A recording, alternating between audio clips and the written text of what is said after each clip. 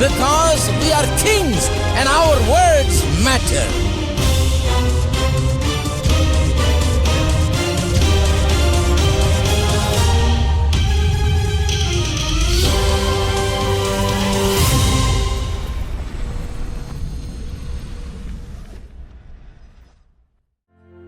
இஸ்ரவேலே கர்த்தரை நம்பு, கர்த்தரை நம்பு, கர்த்தரை நம்பு.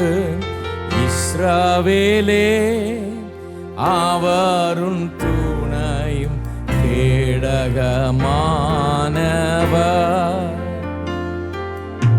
அவருன் துணையும் கேடகமானவர். எல்லாரும் இஸ்ரவேலே கர்த்தரை நம்பு, கர்த்தரை நம்பு, கர்த்தரை நம்பு. இஸ்ரவேலே அவருன் துணையும் கேடகமானவர், அவருன் துணையும் கேடகமா. புழுதியிலிருந்து தூக்கி விடுவார், குப்பையிலிருந்து உயர்த்திடுவார். புழுதியிலிருந்து தூக்கி விடுவார், குப்பையிலிருந்து உயர்த்திடுவார். பிரபுக்களோடும் ராஜாக்களோடும் உட்கார செய்பவர் உனக்கு உண்டு. பிரபுக்களோடும் ராஜாக்களோடும் உட்கார செய்பவர் உனக்கு உண்டு. இஸ்ரவேலே கர்த்தரை நம்பு, கர்த்தரை நம்பு, கர்த்தரை நம்பு. இஸ்ரவேலே அவருன் துணையும் கேடகமானவர், அவருன் துணையும் கேடகமானவர். அவர் உன்னை விட்டு விலகுவதில்லை, அவர் உன்னை என்றும் கைவிடுவதில்லை. அவர் உன்னை விட்டு விலகுவதில்லை, அவர் உன்னை என்றும் கைவிடுவதில்லை. உள்ளங்கையில் வரைந்தவர் அவர் உன்னை என்றும் மறப்பதும் இல்லை. உள்ளங்கையில் வரைந்தவர் அவர் உன்னை என்றும் மறப்பதும் இல்லை. இஸ்ரவேலே கர்த்தரை நம்பு, கர்த்தரை நம்பு, கர்த்தரை நம்பு. இஸ்ரவேலே அவருன் துணையும் கேடகமானவர், அவருன் துணையும் கேடகமானவர். அக்கினி மீது நீ நடக்கும் போதும், ஆறுகளை நீ கடக்கும் போதும், அக்கினி மீது நீ நடக்கும் போதும், ஆறுகளை நீ கடக்கும் போதும். அக்கினி பற்றாது, ஆறுகள் புரளாது, ஆண்டவர் உன்னோடு இருப்பதாலே. அக்கினி பற்றாது, ஆறுகள் புரளாது, ஆண்டவர் உன்னோடு இருப்பதாலே.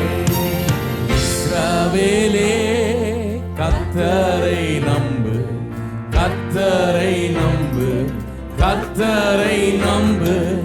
இஸ்ரவேலே அவருன் துணையும் கேடகமானவர், அவருன் துணையும் கேடகமானவர். அக்கினி மீது நீ நடக்கும் போதும், ஆறுகளை நீ கடக்கும் போதும்,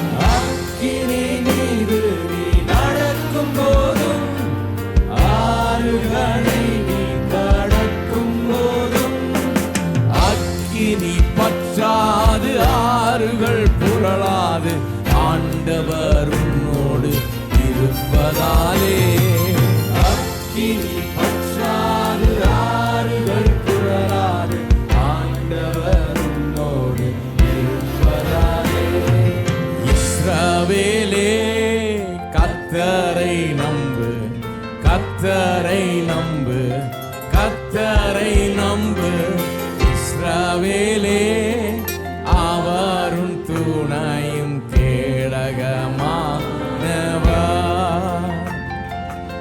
அவரும் துணையும் கேடகமானவர்.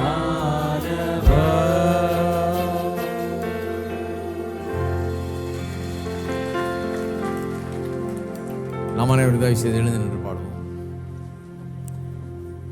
உலகெங்கிலும் இருந்து இந்த காலை வேளையிலே தொலைக்காட்சியின் மூலமாகவும் இணையதளத்தின் மூலமாகவும் எங்களோடு கூட இந்த காலை ஆராதனையிலே பங்கெடுத்துக் கொண்டிருக்கிறவங்களா யாவரையும் ஆண்டவராகிய இயேசுவின் நாமத்திலே அன்புடன் வரவேற்கிறேன்.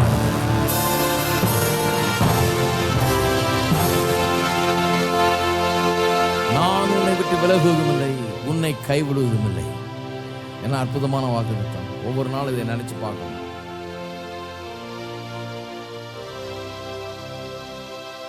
அவர் கைவிடாமல் இருக்கிறதுனால தான் அக்கினி மீதி நடக்கும்போதும் ஆறுகளை கடக்கும் போதும் அக்கினி பற்றாது, ஆறுகள் பொருளாது. ஏன்னா நம்ம கூடயே அவர் இருக்கிறார். நீங்கள் கடந்து செல்லுகிற பாதையிலே சில நேரத்தில் கடினமான பாதை கடந்து செல்ல வேண்டியதாக இருக்குது. ஆனால் அந்த இடத்துல நீங்கள் தனியாக இல்லை, அவர் உங்களோடு கூட இருக்கிறார். அவர் உங்களுக்கு ஆதரவாக இருக்கிறார், உங்கள் பட்சத்தில் இருக்கிறார், உங்களுடைய பலமாய் அவர் இருக்கிறார். உங்களை கரை சேர்க்கிறவராய் அவர் இருக்கிறார். அழிவதில்லை, வெற்றியை எடுப்பீர்கள் என்பது நிச்சயம். எல்லாரும் சேர்ந்து நாம் பாடுவோம். கர்த்தர் நல்லவர், ருசித்து பாருங்கள், யுத்தத்தில் வல்லவர், யோசித்து பாருங்கள். கர்த்தர் பெரியவர், துதித்து பாடுங்கள். அவர் நல்லவர், அவர் வல்லவர், அவர் பெரியவர். அவர் நல்லவர், அவர் வல்லவர், அவர் பெரியவர். கர்த்தர் நல்லவர், ருசித்து பாருங்கள், யுத்தத்தில் வல்லவர், யோசித்து பாருங்கள். கர்த்தர் பெரியவர், துதித்து பாடுங்கள். அவர் நல்லவர், அவர் வல்லவர், அவர் பெரியவர். அவர் நல்லவர், அவர் வல்லவர், அவர் பெரியவர்.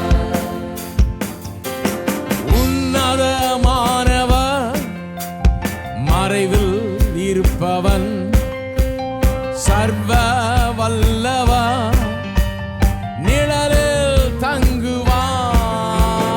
உன்னதமானவர், மறைவில் இருப்பவன், சர்வ வல்லவன், நிழலில் தங்குவான். அவர் சிறகுகளால் உன்னை மூடுவார், செட்டை அடைக்கல் புகுவார். அவர் சிறகுகளால் உன்னை மூடுவார், அவர் செட்டை அடைக்கல் புகுவார். கர்த்தர் நல்லவர், ருசித்து பாருங்கள், யுத்தத்தில் வல்லவர், யோசித்து பாருங்கள். கர்த்தர் பெரியவர், துதித்து பாடுங்கள். அவர் நல்லவர், அவர் வல்லவர், அவர் பெரியவர். அவர் நல்லவர், அவர் வல்லவர், அவர் பெரியவர். வல்லமையானவர், கரத்தில் இருப்பவன், வாழ்வில் மேன்மையை அடைந்தே வாழுவான். வல்லமையானவர், கரத்தில் இருப்பவன், வாழ்வில் மேன்மையை அடைந்தே வாழுவான். அவன் கிருபையினால் உன்னை நிரப்பிடுவான், மகிமையில் தங்கிடுவான். அவன் கிருபையினால் உன்னை நிரப்பிடுவான், அவன் மகிமையில் தங்கிடுவான். கர்த்தர் நல்லவர்,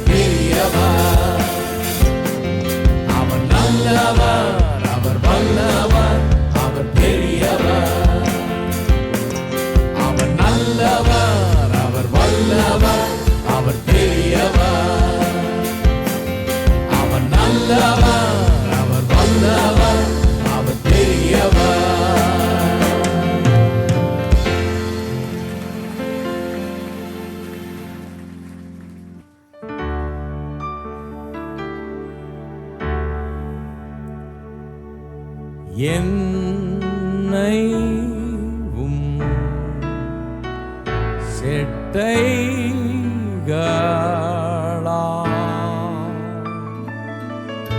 மறைத்து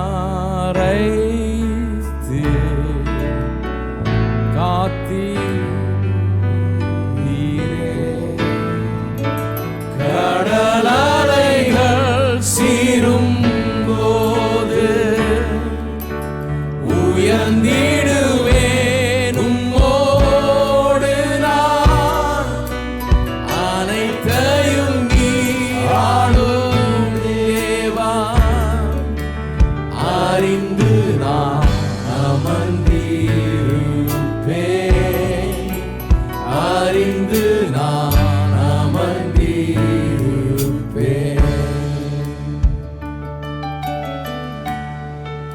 என் உள்ளமே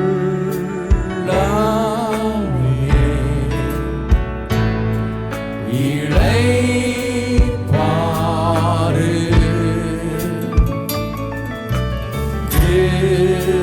கிறிஸ்துவே வல்லமை நம்பியே.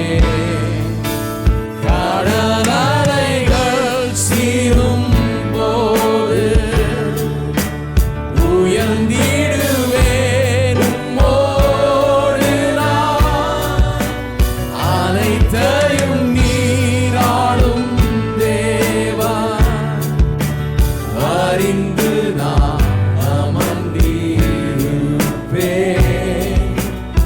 அறிந்து நான் அமர்ந்திருப்பேன்.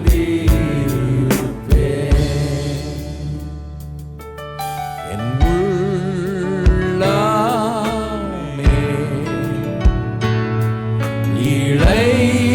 இளைப்பாறு.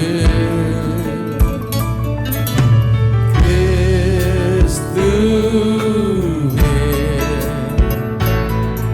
வல்லமை நம்பியே. கடலலைகள் சீரும் போது உயர்ந்திடுவேன் உம்மோடு நான். அனைத்தையும் நீராளும் தேவா, அறிந்து நான் அமர்ந்திருப்பேன். அறிந்து நான் அமர்ந்திருப்பேன். கடலலைகள் சீரும் போது உயர்ந்திடுவேன் உம்மோடு நான். அனைத்தையும் நீராளும் தேவா, அறிந்து நான் அமர்ந்திருப்பேன். அறிந்து நான் அமர்ந்திருப்பேன்.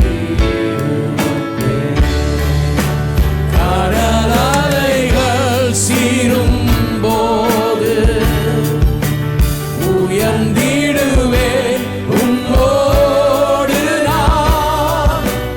அனைத்தையும் நீராளும் தேவா, அறிந்து நான் அமர்ந்திருப்பேன். அறிந்து நான் அமர்ந்திருப்பேன்.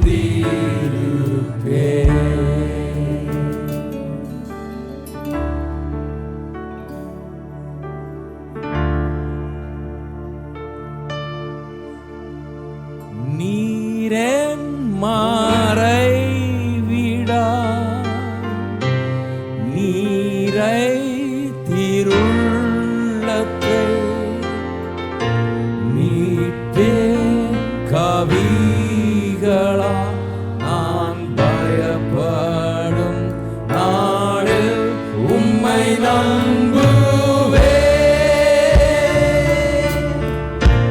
உம்மை நம்புவேன்.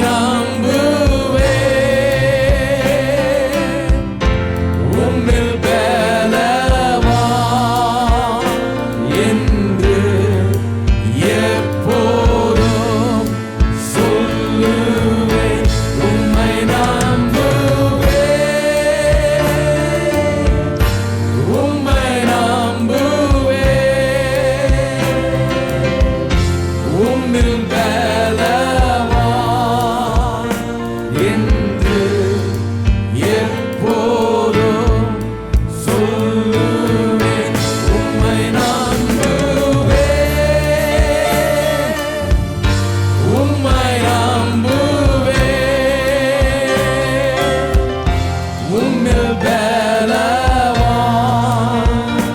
என்று எப்போதும் சொல்லுவேன். உம்மை நம்புவேன், உம்மை நம்புவேன். உம்மில் பலவான்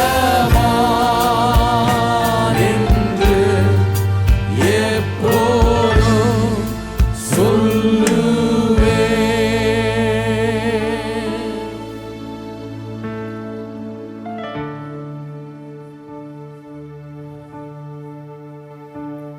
ஹalleluya.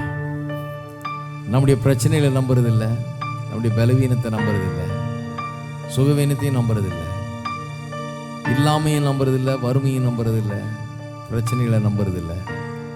கர்த்தரை நம்புகிறோம். ஆமென். உண்மை நம்புவேன். கர்த்தர் என்ன சொல்றாரு? நீங்க சொல்றீங்க பலவீனமா இருக்குன்னு, கர்த்தர் சொல்றாரு நீ பலவான் என்று. நான் கர்த்தர் சொல்றது தான் சொல்ல போறேன். பலவான் என்று எப்போதும் சொல்லுவேன். இன்னைக்கு சரி, என்னைக்கு சரி, எப்பவும் பலவான் என்று சொல்லுவேன். ஏன்னா அதுதான் கர்த்தர் சொல்றார். எல்லாரும் கரங்களை உயர்த்தி கர்த்தரை ஸ்தோத்திரிப்போம். ஹalleluya. ஸ்தோத்திரம், ஸ்தோத்திரம் கர்த்தாவே, ஸ்தோத்திரம். உம்மை துதிக்கிறோம் தேவனே, ஸ்துதிக்கிறோம், ஸ்தோத்திரிக்கிறோம். ஹalleluya, ஹalleluya, ஹalleluya. ஸ்தோத்திரிக்கிறோம் பிதாவே, உம்மை துதிக்கிறோம், உம்மை ஸ்தோத்திரிக்கிறோம். இந்த காலை வேளையிலே நீர் எங்கள் மத்தியில் பிரசன்னமாக இருக்கிறபடியால் உமக்கு ஸ்தோத்திரம். நாங்கள் எல்லா சூழ்நிலையில் மத்தியிலும் உம்மை நம்புகிறோம். உம்முடைய வார்த்தையை நாங்கள் நம்புகிறோம் கர்த்தாவே. அது மாத்திரமே உண்மை. எங்களுடைய சூழ்நிலை கூட போய் அது ஒரு மாயை. உம்முடைய வார்த்தை மட்டுமே உண்மையாக இருக்கிறது. உம்முடைய தழும்புகளால் நாங்கள் குணமானோம் என்கிறது உண்மை. நீர் சாபமானீர், நாங்கள் ஆசீர்வதிக்கப்பட்டவர்களானோம் என்பது உண்மை. எந்த நிமிஷம் எங்களுடைய தரித்திரத்தை நீர் ஏற்றுக்கொண்டீரோ அந்த நிமிஷத்திலே நாங்கள் ஐஸ்வர்யவான் ஆனோம் என்கிறது உண்மை. இந்த உண்மைகளை நம்புகிறோம். சந்தோஷம், சமாதானம் எங்களுடையது என்பது உண்மை. வெற்றியும் வாழ்வும் எங்களுடையது என்பது உண்மை. இந்த உண்மையிலே நாங்கள் நிற்கிறோம் கர்த்தாவே. இந்த உண்மைகள் எங்களுடைய வாழ்க்கையிலே வந்து நாங்கள் காணக்கூடிய அளவுக்கு அது எங்கள் வாழ்க்கையில் பழிக்கிறபடி ஆளும் ஸ்தோத்திரம். இதையெல்லாம் புரிந்து கொள்ள முடியாத மனக்கண்கள் திறக்கப்பட்டு பிரகாசம் உள்ள மனக்கண்களை கட்டளையிடுகிறாங்க. தேவ ஆவியானவர் சகல சத்தியத்துக்குள்ள எங்களை நடத்தட்டும். உமக்கு எல்லா கனமையும் துதியை செலுத்துகிறோம். இயேசுவின் நாமத்தில் ஜெபிக்கிறோம்.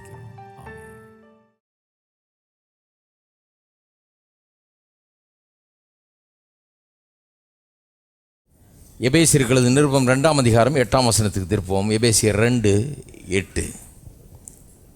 கிருபையினாலே விசுவாசத்தை கொண்டு ரட்சிக்கப்பட்டீர்கள். இது உங்களால் உண்டானதல்ல, இது தேவனுடைய ஈவு. கடந்த பல வாரங்களாக தேவனுடைய கிருபை குறித்து நாம் போதித்து வருகிறோம். கிருபை என்றால் மனுஷருக்கு தேவன் காட்டும் தயவு. அதுவும் தகுதியின் அடிப்படையில் இல்லை, அவருடைய தயவின் அடிப்படையிலே அவர் கிருபை காட்டுகிறார். அவருடைய அன்பின் அடிப்படையிலே அவர் தயவை காட்டுகிறார். அதுதான் இந்த தேவனுடைய கிருபை. இதை குறித்து நான் விளக்கி போதித்து வருகிறேன். இதில் முக்கியமாக இப்பொழுது கிருபையில் வாழ்வது எப்படி என்பதை குறித்து பார்த்து வருகிறோம். இதில் முக்கியமாக கவனிக்க வேண்டியது என்னென்ன, இந்த வசனம் சொல்லுகிறது இல்லையா, ரட்சிக்கப்படுறது எப்படின்னு. கிருபையினாலே விசுவாசத்தை கொண்டு ரட்சிக்கப்பட்டோம். இந்த 2 காரியங்களை கொண்டு தான் ரட்சிக்கப்படுறோம். வெறும் கிருபையினால் அல்ல, வெறும் விசுவாசத்தினாலும் அல்ல. கிருபையினாலே விசுவாசத்தை கொண்டு, பை கிரேஸ் த்ரூ ஃபெய்த் என்று ஆங்கிலத்தில் வருகிறது. பை கிரேஸ் த்ரூ ஃபெய்த் அப்படின்னா கிருபையினாலே விசுவாசத்தை கொண்டு அப்படின்னா என்ன அர்த்தம்? கிருபை கொடுக்கிறது ரட்சிப்பை, விசுவாசம் அதை பெற்றுக்கொள்ளுகிறது, எடுத்துக்கொள்ளுகிறது. கொடுக்கிறவர் கொடுத்து விட்டார், எடுக்கிறவங்க நாம் அதை எடுத்துக்கொள்ள வேணும். கிருபை என்கிறது தேவன் நமக்காக செய்கிற ஒன்று, செய்கிற காரியங்கள் அடங்கி இருக்கிறது. அதில் அதுதான் கிருபை. என்னவெல்லாம் செஞ்சுருக்காரோ அதெல்லாம் அடங்கி இருக்குது. நம்முடைய ரட்சிப்புக்காக என்னவெல்லாம் அவர் செய்திருக்கிறாரோ அதெல்லாம் கிருபை. அதை பெற்றுக்கொள்ள நாம் என்ன செய்கிறோம்? அதுதான் விசுவாசம். நாம் ஒன்றும் பெருசாக ஒன்றும் செய்ய வேண்டியதில்லை. நாம் அதை விசுவாசித்து அவர் ஆண்டவர் என்று அறிக்கை செய்து அவரை ஏற்றுக்கொள்கிறோம். அவர் செய்த காரியங்களுக்கு நாம் ஒரு ரெஸ்பான்ஸ் கொடுக்குறோம். அதுதான் ஃபெய்த்து. விசுவாசம் என்று சொன்னால் it is our positive response to what God has already done. தேவன் நமக்கு செய்திருக்கிற காரியங்களுக்கு நாம் கொடுக்கும் ஒரு பிரதியுத்திரம்.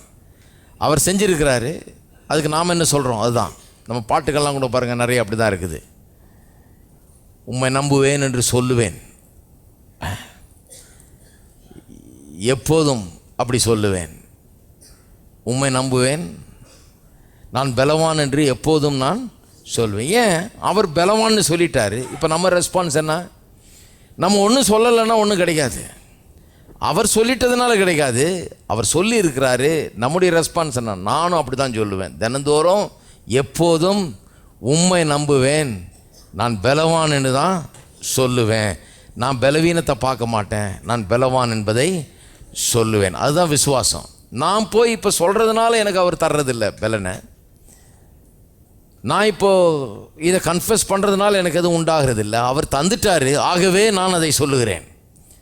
அப்போ என்னுடைய வாழ்க்கையில் நிஜமாக அது பலிக்கிறது. இதைத்தான் போதித்து வருகிறேன். அப்போ கிறிஸ்தவ வாழ்க்கையில் எல்லாமே அப்படி தான். வெறும் ரட்சிப்பு மட்டும் இல்லை கொடுக்கப்பட்டது, இன்னும் ஏராளமான காரியங்கள் ரட்சிப்போடு கூட சேர்ந்து கொடுக்கப்பட்டிருக்கிறது. அதுதான் வேதவசனம் இப்படி சொல்லுகிறது. எபேசியர் 1:3 சகல ஆசீர்வாதங்களாலும் நம்ம ஆசீர்வதித்திருக்கிறார். அப்போ எல்லாமே தேவன் கொடுத்து விட்டார். ரட்சிப்பை மாத்திரமில்லை, எல்லாத்தையுமே. ரட்சிப்பை எப்படி எடுத்துக்கொள்கிறோமோ அதுபோல தான் எல்லாத்தையும் எடுத்துக்கொள்ள வேணும்.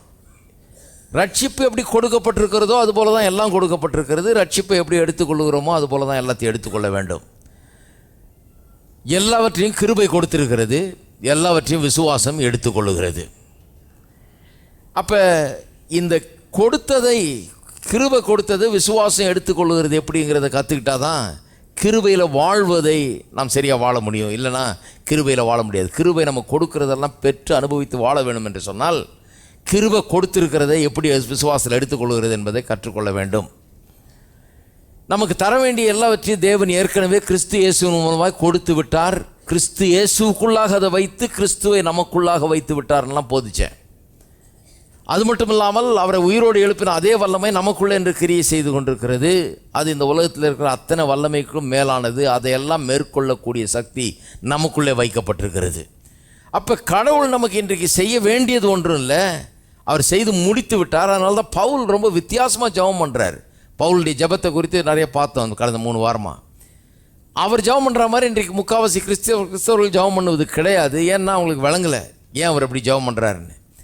அவருடைய ஜெபம் தான் நான் நினைக்கிறேன் புதிய ஏற்பாட்டு விசுவாசிகளுக்கு ஒரு சிறந்த மாடலாய் விளங்குகிறதுன்னு நினைக்கிறேன். ஏனென்றால் புதிய உடன்படிக்கை கீழே உள்ள மக்கள் இயேசு கல்வாரி சிலுவையில் மரித்து எல்லாத்தையும் சம்பாதித்து நமக்கு கொடுத்த பிறகு இந்த யுகத்தில் வாழ்ந்து கொண்டிருக்கிற நாம் எப்படி ஜெபிக்க வேணும்ன்றதுக்கு ஒரு மாடல் வேணும்னா பவுல் அப்போஸ்தலன் தான் ஒரு சிறந்த மாடல். அவர் எப்படி ஜெபம் பண்ணுறாரு, அதைத்தாரம் இதைத்தாரம் இதை செய்யும் அதை செய்யும். சிலர் ஜெபம் பண்ணுற மாதிரி அங்கேருந்து இறங்கி வாரம் உடனே வாரம், இப்போ வரல நான் விட மாட்டேனாக்கும், நான் உபவாசம் இருப்பேனாக்கும், இப்போ நீர் செய்யணும், எனக்கு சகாயம் பண்ணும், எனக்கு இறங்கும், இப்படி தான் ஜெபம் பண்ணிட்டு இருக்கிறாங்க. அவர் இறங்கி முடிச்சாச்சு, சகாயம் பண்ணி முடிச்சாச்சு, செஞ்சு முடிச்சாச்சு. இப்போ அவர் செய்ய வேண்டியதும் ஒன்றும் இல்லை, இறங்கி வர போகிறதும் கிடையாது, ஒன்றும் பண்ணுறது கிடையாது. எல்லாத்தையும் செய்து முடித்து விட்டார் என்பது தான் நாம் பிரசங்கிக்கிற நற்செய்தி. அதனால தான் பவுல் அப்படி ஜெபம் பண்ணுறதில்லை. இறங்கி வாரம் அதை செய்யும் இதை செய்யும், சகாயம் பண்ணி இறக்கமாயிரம் ஆண்டவரே, கண்ணோக்கி பாராண்டவரே, அப்படிலாம் ஜெபம் பண்ணுறதில்லை. எல்லாம் அதெல்லாம் செஞ்சு முடிச்சிட்டார். அவர் என்ன ஜெபம் பண்ணுறாரு? பிரகாசம் உள்ள மனக்கண்களை தாரும் ஆண்டவரே. ஏன்? எல்லாத்தையும் செஞ்சு முடிச்சாச்சே, செஞ்சதை புரிந்து கொள்றதுக்கு அறிந்து கொள்றதுக்கு இவர்களுக்கு மனக்கண்களை திறந்துடலாம் ஆண்டவரே, கண்ணை திறந்து விடும், அப்போ இவர்கள் இதெல்லாம் பார்ப்பார்கள் என்று சொல்லி அவர் ஜெபிக்கிறார். அப்போ எல்லாத்தையும் ஆண்டவர் செஞ்சு முடிச்சிட்டாரு. நாம் அதை விசுவாச கண்களால் காண வேண்டும், கண்டு அதை எடுத்துக்கொள்ள வேண்டும். இதை நான் சொல்லும்போது அநேக ஜனங்களுக்கு இது ஒரு புதிராக இருக்கிறது.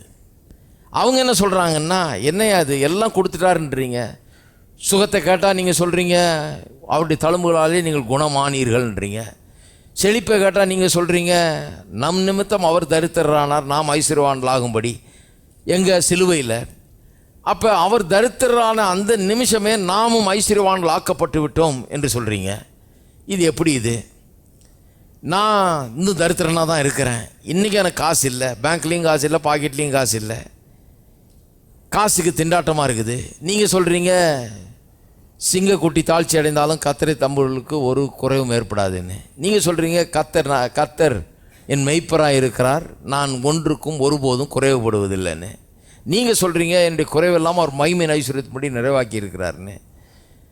எப்படி எனக்கு ஒன்றும் நிறைவாக இல்லையே, எனக்கு குறைவாக தானே இருக்குது, எனக்கு இப்படி தானே இருக்குது, எனக்கு பலவீனமாக தானே இருக்குது, எனக்கு நோயாக தானே இருக்குது. நீங்கள் சொல்கிறீங்க நான் சுகமானேன்னு.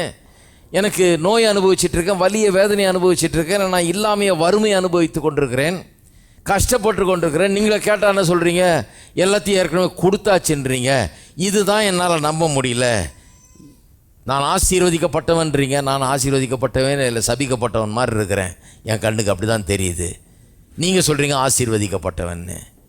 இது என்னையா இது அப்படின்னு கேட்குறாங்க நிறைய பேர். இதுக்கு பதில் என்னன்னா, நம்முடைய ஆசீர்வாதங்கள் அனைத்தும் ஆவிக்குரிய மண்டலத்திலே ஆவிக்குரிய ரீதியிலே வைக்கப்பட்டிருக்கிறது. இதைத்தான் இன்றைக்கி விளக்க போகிறேன். நம்முடைய பிரசங்கமே இன்றைக்கி இதுதான். அதுக்கு வரதுக்கு தான் அவ்வளோ நேரம் சொன்னேன். நம்முடைய ஆசீர்வாதங்கள் எல்லாம் இங்கே நம்ம கண்ணால் பார்த்து தெரிந்து கொள்ளக்கூடிய அளவுக்கு இந்த இயற்கை மண்டலத்திலே வைக்கப்படவில்லை. 2 மண்டலங்கள் இருக்குது பாருங்கள். ஒன்று இயற்கை மண்டலம், அதில் தான் நம்ம வாழ்ந்து கொண்டிருக்கிறோம் இன்றைக்கு இந்த இயற்கை உலகத்தில். இங்கே இந்த 5 சென்சஸ் ரொம்ப அவசியமாக இருக்குது. இந்த 5 புலன்கள் என்பது கண், காது, மூக்கு, நாக்கு, தொட்டு பார்ப்பது, இதெல்லாம் ரொம்ப முக்கியமாக இருக்குது. இப்படி தான் எல்லாத்தையும் அறிந்து கொள்ளுகிறோம். நம்ம கண்ணால் பார்க்கக்கூடிய அளவுக்கு, தொட்டு மோந்து பார்க்கக்கூடிய அளவுக்கு ஆசீர்வாதங்கள் அந்த ரீதியில் வைக்கப்படவில்லை. இந்த 5 புலன்கள் அறிந்து கொள்வதற்கு வேற ஒரு ரீதியில் வைக்கப்பட்டிருக்கு. இன்னொரு உலகம் இருக்குது. அது என்னென்னா ஆவிக்குரிய உலகம். இந்த ஆவிக்குரிய உலகம்னா என்ன? அதில் தான் தேவன் இருக்கிறார். ஆவிக்குரிய உலகம்னா நிறைய பேர் என்ன நினச்சிட்றாங்க, அது இல்லை அப்படின்னு. ஏன்னா இவங்க பார்த்தா தான் அது இருக்குது, நம்ம கண்ணுக்கு தெரிகிறது தான் இருக்குது, கண்ணுக்கு தெரியாதது இல்லை அப்படின்னு நினைக்கிறாங்க. கண்ணுக்கு தெரியாத நிறைய காரியங்கள் இருக்குது. இன்னும் கேட்டால் கண்ணுக்கு தெரிஞ்சதை காட்டிலும் கண்ணுக்கு தெரியாதது ரொம்ப ரியல். ஏன்னு சொன்னால் கண்ணுக்கு தெரியாத வச்சு தான் கண்ணுக்கு தெரிஞ்சதெல்லாம் உண்டாக்குனார் என்று சொல்லி எபிரேயர் 11:3 வாசிக்கிறோம். ஆவிக்குரிய உலகம் தான் இந்த இயற்கை உலகத்தை உண்டாக்கினது. இன்றைக்கு நான் பார்க்கிற காரியங்கள்லாம் எங்கேருந்து வந்தது? கண்ணால் பார்க்க முடியாத தேவன் உண்டாக்கின காரியங்கள் இவைகளெல்லாம்.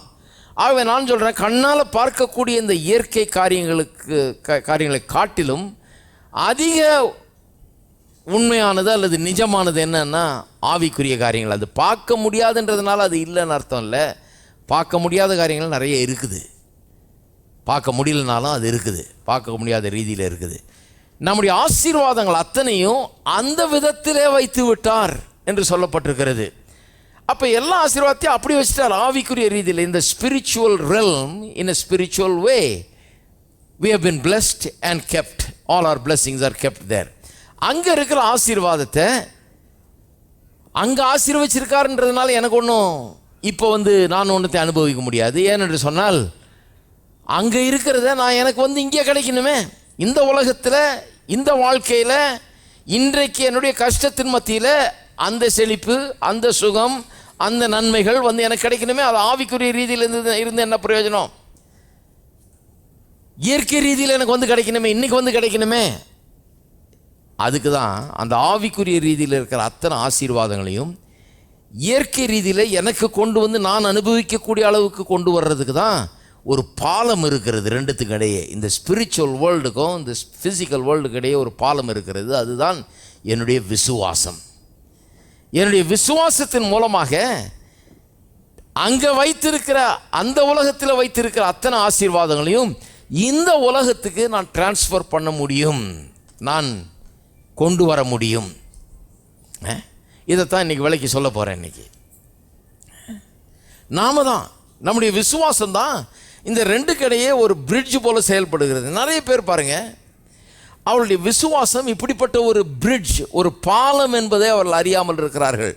ஆகவே தான் பாருங்கள், நிறைய ஆசீர்வாதங்கள் இவர்கள் ஆவிக்குரிய ரீதியில் பெற்று வைத்திருந்தாலும் அதை உலக பிரகாரமாக இந்த உலகத்தில், இந்த வாழ்க்கையில், அவர்களுடைய வாழ்க்கையில் அது வெளிப்பட மாட்டேங்குது. ஏன்னு சொன்னால் இந்த பாலம் ப்ரொவைட் பண்ணுறது இல்லை. அவங்க அதை இங்கே கொண்டாடுறதுக்குரிய பாலத்தை இவங்க ப்ரொவைட் பண்ணுகிறது கிடையாது. ஆகவே தேவனுடைய ஆசீர்வாதங்கள் அங்கே இருக்குது, ஆனால் இங்கே வெளிப்பட மாட்டேங்கிறது, இங்கே காணக்கூடிய ரீதியில் கிடைக்க மாட்டேங்கிறது.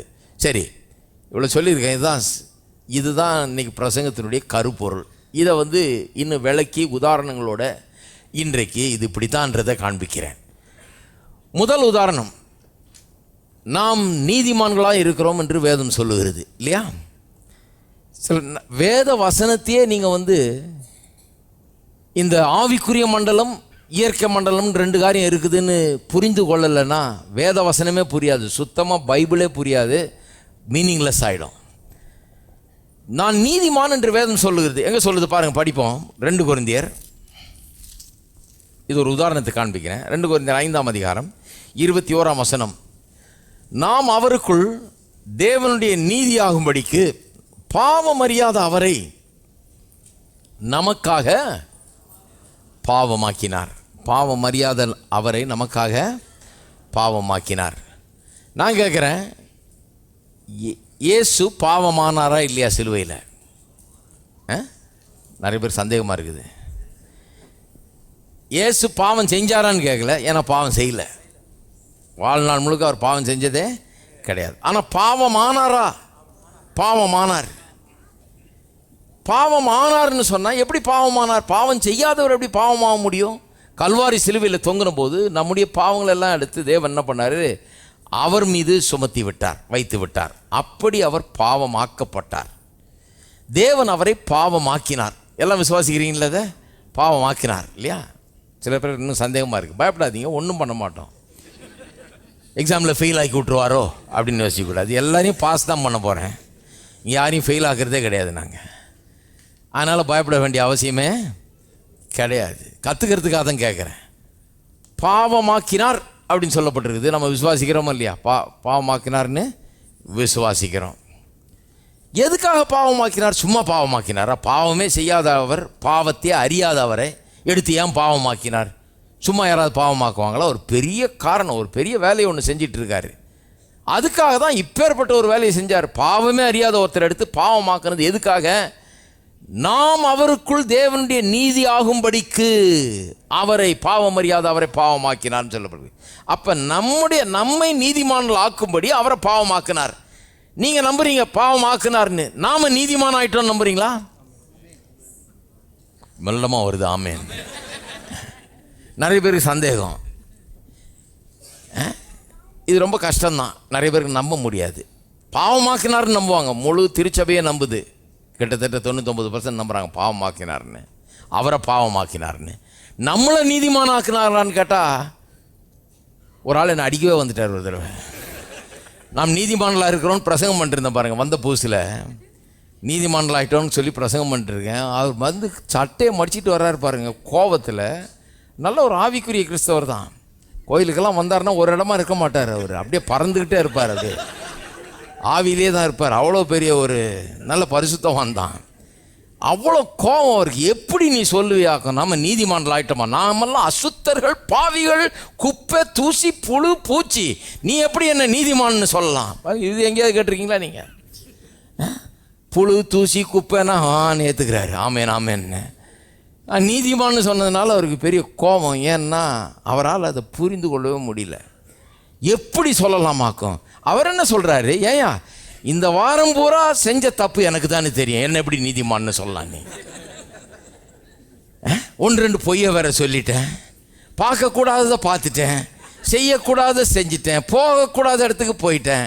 இப்படியெல்லாம் சில தவறுகள்லாம் நடந்திருக்குது, எனக்கு தெரியும், எல்லாருக்கும் தெரியும், எல்லாரும் தான் அதை பண்ணுறாங்க. அப்படி இருக்கும்போது எப்படி நீ நீதிமான்னு சொல்லலாம்? எப்படி நான் நீதிமானாக இருக்க முடியும்? எனக்கு தெரியுதே நான் பாவின்னு, எனக்கு தெரியுதே கர்த்தருக்கு முன்னால் நான் குப்பை, நான் ஒரு தூசி, நான் ஒரு அசுத்தன்றது எனக்கு தெரியுதே. நீ எப்படி என்ன நீதிமான்னு சொல்லலாம் அப்படின்றாரு. என்ன விஷயம்னா, இவர் எதை பார்க்குறாரு?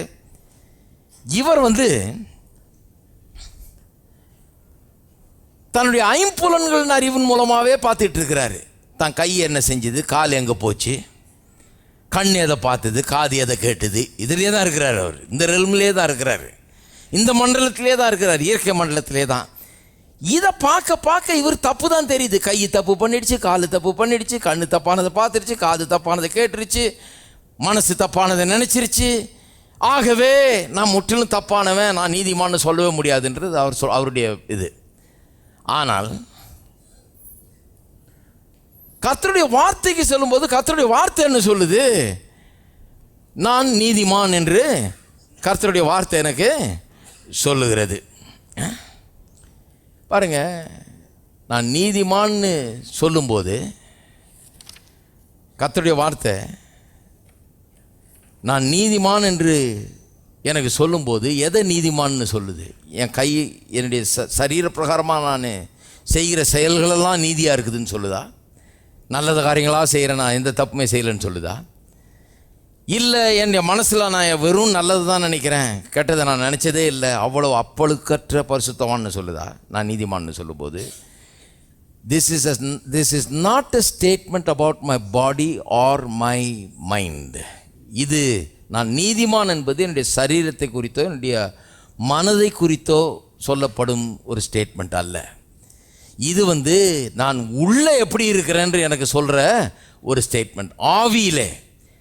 ஏன்னா நான் இந்த இயற்கை உலகத்தில் வாழ்ந்தாலும் நான் ஒரு ஆவி மனிதன், நான் ஒரு ஆவி. தேவன் ஆவியாக இருக்கிறது போல என்னையும் அவர் என்ன பண்ணிட்டார்? ஒரு ஆவியாக உண்டாக்கிட்டார். அவருடைய சாயல், அவருடைய ரூபத்தின்படி உண்டாக்குனார்னு சொன்னால் அவரும் ஆவி, நானும் ஆவி. அவர் சரீரத்தில் வாழல, நான் சரீரத்தில் வாழ்கிறேன். இந்த பூமியில் வாழ்கிறதுனால எனக்கு ஒரு மண்ணாலான சரீரம் கொடுக்கப்பட்டிருக்கிறது, அதான் வித்தியாசம். அவர் ஆவியாகவே இருக்கிறாரு, நானும் ஆவியாக தான் இருக்கிறேன், ஆனால் இந்த சரீரத்தில் வாழுகிறேன்.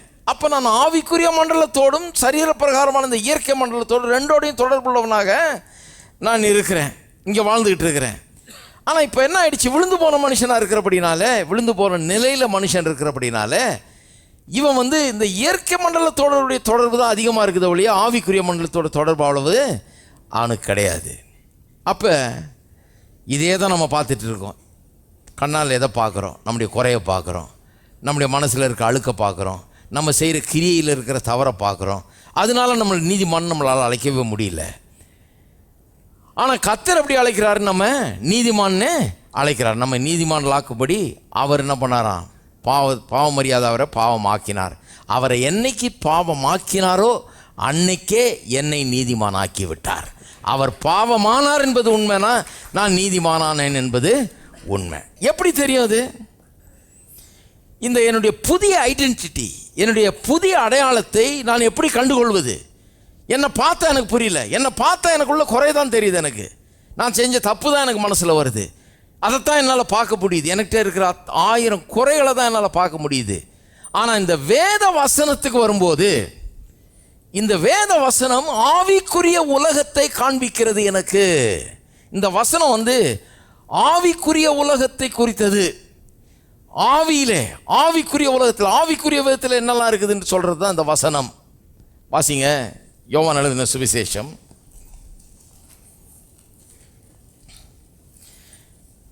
6ஆம் அதிகாரம்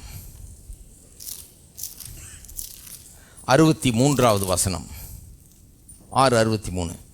ஆவியை உயிர்ப்பிக்கிறது, மாம்சமானது ஒன்றுக்கும் உதவாது. நான் உங்களுக்கு சொல்லுகிற வசனங்கள் ஆவியாயும், எல்லாரும் சொல்லுங்க, நான் உங்களுக்கு சொல்லும் வசனங்கள் ஆவியாயும் ஜீவனாயும் இருக்கிறது. அப்போ அவருடைய வார்த்தைகள், அவருடைய வசனங்கள் எப்படி இருக்குதா? ஆவியாயும் ஜீவனாயும் இருக்கிறது. அப்போ அதை எப்படி சொல்லலாம்? அது ஆவிக்குரியதாக இருக்கிறது, அல்லது அது ஆவிக்குரிய ஜீவனை கொடுக்கிறதா இருக்கிறது, அது ஆவிக்குரிய உலகத்தோடு சம்பந்தப்பட்டதாக இருக்கிறது. கர்த்தருடைய வார்த்தை ஆவிக்குரிய உலகத்தோடு சம்பந்தப்பட்டதாக இருக்கிறது. இதை புரிந்து கொள்ளணும் பாருங்க. அப்போ இந்த வார்த்தை இந்த ஐம்புலன்களின் காரியங்களை பேசலை, ஆவிக்குரிய உலகத்தின் உண்மைகளை எனக்கு சொல்லுகிறது.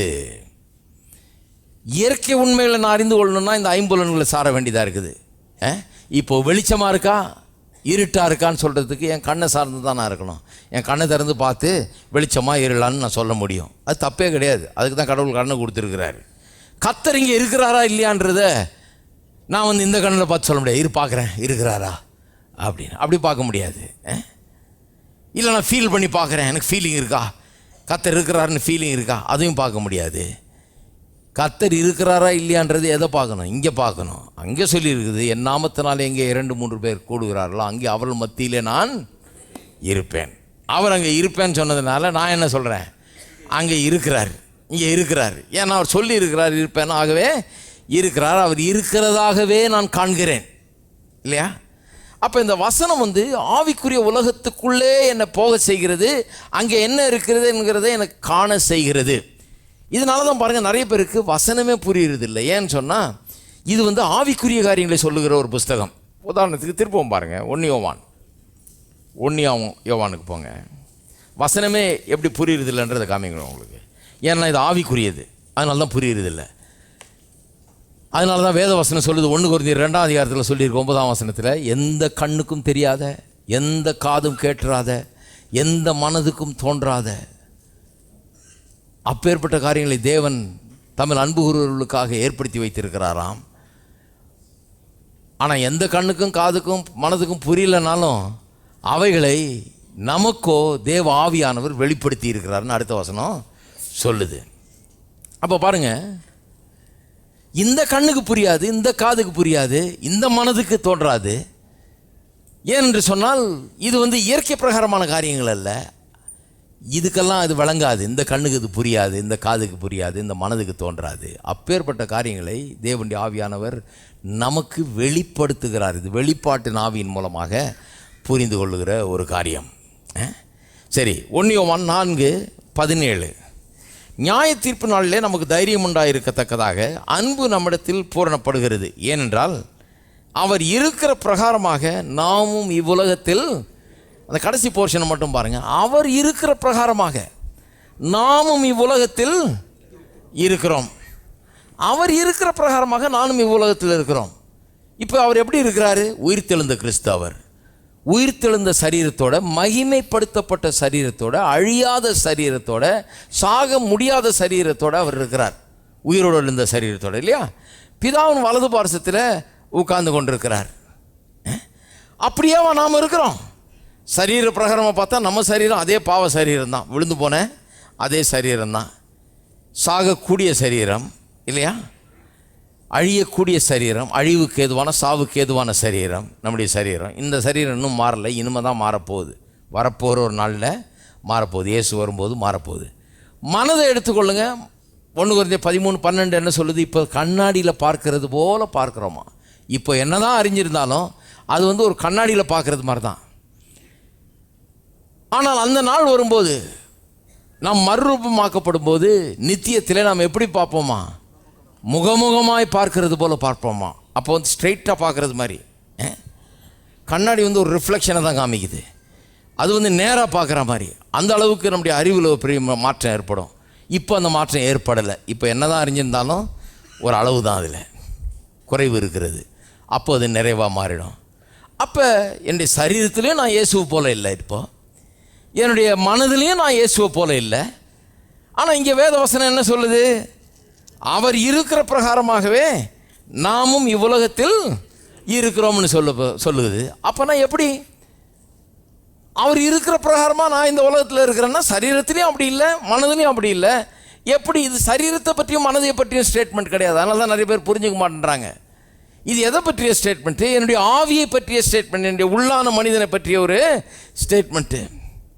என்னுடைய ஆவியில் நான் எப்படி இருக்கிறேன், அவர் எப்படி இருக்கிறாரோ அப்படி இருக்கிறான். அவருக்கு இருக்கிற அத்தனை அதிகாரமும், அத்தனை வல்லமையும், அத்தனை காரியங்களும், அத்தனை பாக்கியங்களும், ஸ்லாக்கியங்களும் எல்லாம் எனக்கு இந்த உள்ளான மனிதனில், ஆவியில் எனக்கு உண்டாயிருக்கிறது.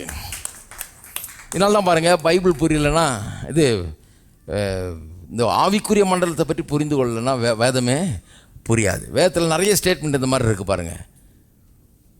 உங்களுக்குள் இருக்கிறவர் உலகத்தில் இருக்கிறவனை காட்டிலும் பெரியவர் சொன்னால் நிறைய பேருக்கு விளங்காது. அடப்போங்கயா, அதெல்லாம் சும்மா ஒரு பெப் டாக் மாதிரி. அது எங்கே பெரியவர், நான் படுற கஷ்டம் எனக்கு தான் தெரியும் அப்படிம்பாங்க. ஏன்னா அதை பார்க்கவே முடியாது அவங்கள. எங்கே நான் பொண்ணும் பார்க்கலையே, நான் பார்த்தா பலவீனனாக இருக்கிறேன், நான் ஒன்றும் இல்லாதவனாக இருக்கிறேன், நான் ஏழையாக இருக்கிறேன், என்னால் ஒன்றும் முடியல, நான் அப்படி தான் என்னை பார்க்குறேன், எனக்கு பார்த்தா எனக்கு தெரியுது, அப்படி தான் இருக்குது. நீங்கள் பார்க்குறத சொல்லலை வேதம், நீங்கள் பார்க்க முடியாததை உங்களுக்கு சொல்லி கொண்டிருக்கிறது. பார்க்க முடியாததை உங்களுக்கு சொல்லிகிட்டு இருக்குது. அதனால தான் பாருங்கள், வீட்லேயே உட்காந்து 4 செவருக்குள்ளே உட்காந்துக்கிட்டு 4 செவத்தையே பார்த்துட்டு இருக்கக்கூடாது. தோல்வி தான் ஏற்படும் வாழ்க்கையில். ஏன்னா என்னத்தை பார்ப்பீங்க? அவன் நம்பிக்கையை தான் பார்ப்பீங்க. முடியாது, ஆகாது, நான் தொலைஞ்சேன் போனேன், இதை தான் பார்த்துட்டு இருப்பீங்க 4 செவரை பார்த்துருந்தீங்கன்னா. அதனால தான் எந்திரிச்சு காலையில் பஸ்ஸை பிடிச்சி பைக் எடுத்து கார் எடுத்து பெட்ரோலை போட்டு இங்கே ஓடி வரணும். என்ன ஆனாலும் மழையாக இருந்தாலும் வெயிலாக இருந்தாலும் இங்கே ஓடி வரணும். ஏனென்றால் உங்கள் கண்ணால் பார்க்க முடியாததை, எந்த பல்கலைக்கழகத்திலையும் சொல்லாததை இங்கே சொல்லி கொண்டிருக்கிறோம். என்ன சொல்லிட்டு இருக்கிறோம்? உங்களுக்குள் இருக்கிறவர் உலகத்தில் இருக்கிறவனை காட்டிலும் பெரிய. இதை எங்கேயுமே கேட்க முடியாதுங்க. இங்கே வந்தால் தான் வழங்காது. இங்கே வந்தால் தான் அதை சொல்லுவோம். ஏன்னா இது கண்ணில் பார்க்குற காரியம் தான். நீங்கள் பார்த்தே தெரிஞ்சுக்கலாமே. இது கண்ணில் பார்க்குற காரியம் கிடையாது. இது வேத வசனத்திலிருந்து அறிந்து கொள்ள வேண்டிய காரியம். இருக்கீங்களா? அதே மாதிரி தான் நிறைய காரியங்கள். புது சிருஷ்டியார். ஒருவன் கிறிஸ்துவுக்குள் இருந்தால் புது சிருஷ்டியாக இருக்கிறான். அது என்ன கண்ணில் பார்க்கக்கூடிய காரியம். புது சிருஷ்டின்னு சொன்ன உடனே நம்மளை பார்த்தோன்னே என்னையா அதே பழைய ஆள் தான், அதே நரைச்ச முடி தான். ஒருத்தர் சொல்கிறார் அதே மனைவி தான், அதே பிள்ளைங்க தான். புது சிருஷ்டின்றீங்க. என்னத்த புது சிருஷ்டிங்க? அதே தான் எல்லாம். என்னத்த புது சிருஷ்டி? இது நீங்கள் பார்க்கக்கூடிய காரியங்களை பற்றி சொல்லலைங்க. உங்களுடைய தலைமுடியை பற்றி சொல்லலை, உங்கள் சரீரத்தை பற்றி சொல்லலை, உங்கள் லுக்கை பற்றி சொல்லலை, உங்கள் மைண்டை பற்றி கூட கிடையாது. இது உங்களுடைய ஸ்பிரிட்டை பற்றி, உங்களுடைய ஆவியை பற்றி. உள்ளான மனிதனிலே நீங்கள் எப்படி புது சிருஷ்டியாக இருக்கிறீர்கள். பழையவைகளெல்லாம் ஒளிந்து போயின, எல்லாம் புதிதாயினா, இது உள்ளே இருக்கிற இந்த உள்ளான மனிதனை குறித்த ஒரு ஸ்டேட்மெண்ட்டு. தேவனுடைய வார்த்தை இதை வெளிப்படுத்துகிறது நமக்கு.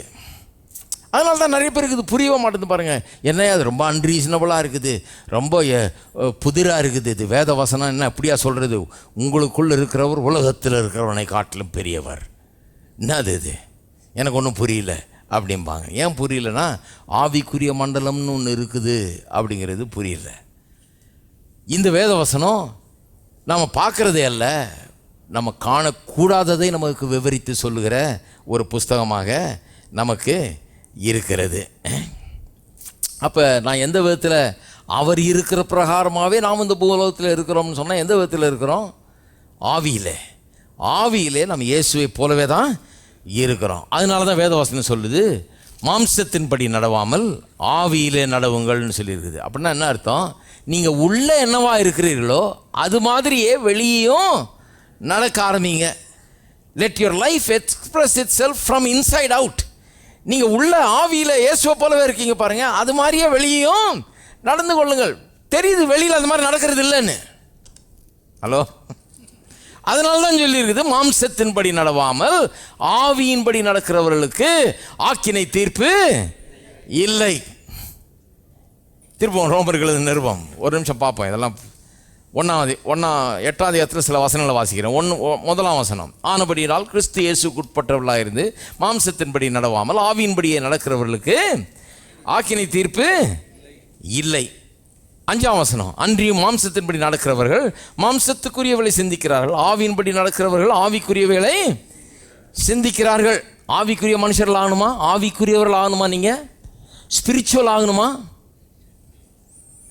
நிறைய பேருக்கு ஸ்பிரிச்சுவல்னால என்னென்னு வழங்கல. சிலர் எவ்வளோ தூரம் போயிருக்கிறாங்கன்னு, இந்த சட்டையை கழட்டி அந்த சட்டையை மாட்டினா ஸ்பிரிச்சுவல் ஆகிடுச்சு. இந்த முடியை இப்படி வெட்டுறதை விட்டு அப்படி வெட்டினா ஸ்பிரிச்சுவல் ஆச்சு. அது இல்லைங்க ஸ்பிரிச்சுவலு. ஸ்பிரிச்சுவலுக்கு அதுக்கு சம்மந்தமே கிடையாது. நிறைய பேர் பாருங்கள், அதனால தான் இந்த ஆவிக்குரிய வாழ்க்கையின் பலனை அடைவதே இல்லை, பலாபலன்களை அடைவதே கிடையாது. அவங்களுக்கு என்னென்னு வழங்கல. மாம்சத்தின்படி நடக்கிறதுனா என்ன, ஆவியின்படி நடக்கிறதுனா என்னன்னு புரியல அவங்களுக்கு. மாம்சத்தின்படி நடக்கிறதுனா இந்த விழுந்து போன சரீரத்தில் வாழுகிற இந்த விழுந்து போன மனதை கொண்ட அப்படிப்பட்ட ஒரு மனிதனாய் நான் வாழாமல் ஆவியின்படி இயேசுவை போலவே இருக்கிறேனே, இயேசுவை போலவே ஆற்றலுடையவனா உள்ளே இருக்கிறேனே ஆவியில், அந்த மனிதன் அந்த ஆற்றலின்படி அந்த அளவின்படி வாழும்படியாக எனக்கு சொல்லப்படுகிறது. அதுதான் ஆவியின்படி வாழ்வது. அப்படி வாழும்போது வெற்றி உண்டாகிறது. அதுதான் ஆவிக்குரிய வாழ்க்கை. அதை வேதவசனம் இல்லாமல் அது வாழ முடியாது. வேதவசனம் தான் அந்த வாழ்க்கை என்னன்னு நமக்கு விவரிக்கிறது, அதை நமக்கு காண்பிக்கிறது. 6ஆம் வசனம் பாருங்க. மாம்ச சிந்தை மரணம், ஆவியின் சிந்தையோ ஜீவனும் சமாதானம்மாம். ஆவிக்குரியவர்களாக இருக்கிறது பலாபலனை பாருங்க. ஜீவனும் சமாதானம்மாம். ஜீவன்னா மூச்சு விடுறது இல்லை, உயிர் உடம்புல இருக்குது, நான் மூச்சு விட்டுட்டு இருக்கிறேன், அதல்ல ஜீவன். ஜீவன்னா எல்லா நல்ல காரியங்களும் தான் ஜீவன். மரணம்னா விழுந்து சாகிறது இல்லை, எல்லா கெட்ட காரியங்களும் மரணம். கையில் காசு இல்லை, அது ஒரு சாவு. ஹலோ, நிறைய பேர் முழிக்கிறோம். அப்படியா? முக்கால்வாசி நேரம் அதுதாங்க. இல்லை, அதை தான் சொல்கிறேன். அது ஒரு சாவு. வீட்டில் சந்தோஷம் இல்லை, குடும்பத்தில் சமாதானம் இல்லை பிரதர், அதுவும் ஒரு சாவு. மனசில் நிம்மதி இல்லை, அது ஒரு சாவு. ஹலோ, எத்தனை சாவு சாவுறாங்க பாருங்க ஜனங்க. மரணம்னு சொன்னால் உழுந்து சாவுறது இல்லைங்க. அது எல்லா தீமைகளும் தான் வரணும். அந்த மரணத்தின் உச்சகட்டம் தான் உழுந்து சாகுறது. எல்லா தீமைகளும் மரணம். ஜீவன் சொன்னால் எல்லா நன்மைகளும். சந்தோஷமா இருக்கீங்களா? அது ஜீவன். ஆரோக்கியமா இருக்கீங்களா? அது ஜீவன். ஐஸ்வர்யவான்களா இருக்கீங்களா? அது ஜீவன். வெற்றியா இருக்கிறீங்களா? அது ஜீவன். ஜீவன்னா அதுதான். அப்ப ஆவியின் மாம்ச சிந்தை மரணம், ஆவியின் சிந்தையோ ஜீவனும் சமாதானமாம். இந்த ஜீவனும் சமாதானம்ன்றது தான் ஒட்டுமொத்த benefits of being spiritually minded. ஆவியின் சிந்தை உள்ளவர்களாக இருக்கிறவர்களுடைய பலாபலன் என்ன? ஜீவன். எல்லாம் நல்லது, சமாதானம். அதை நிறைய பேர் அனுபவிக்கிறதே இல்லை பாருங்கள். சட்டையை மாற்றிட்டாங்க, நான் இது வரல, ஜீவன் வரல.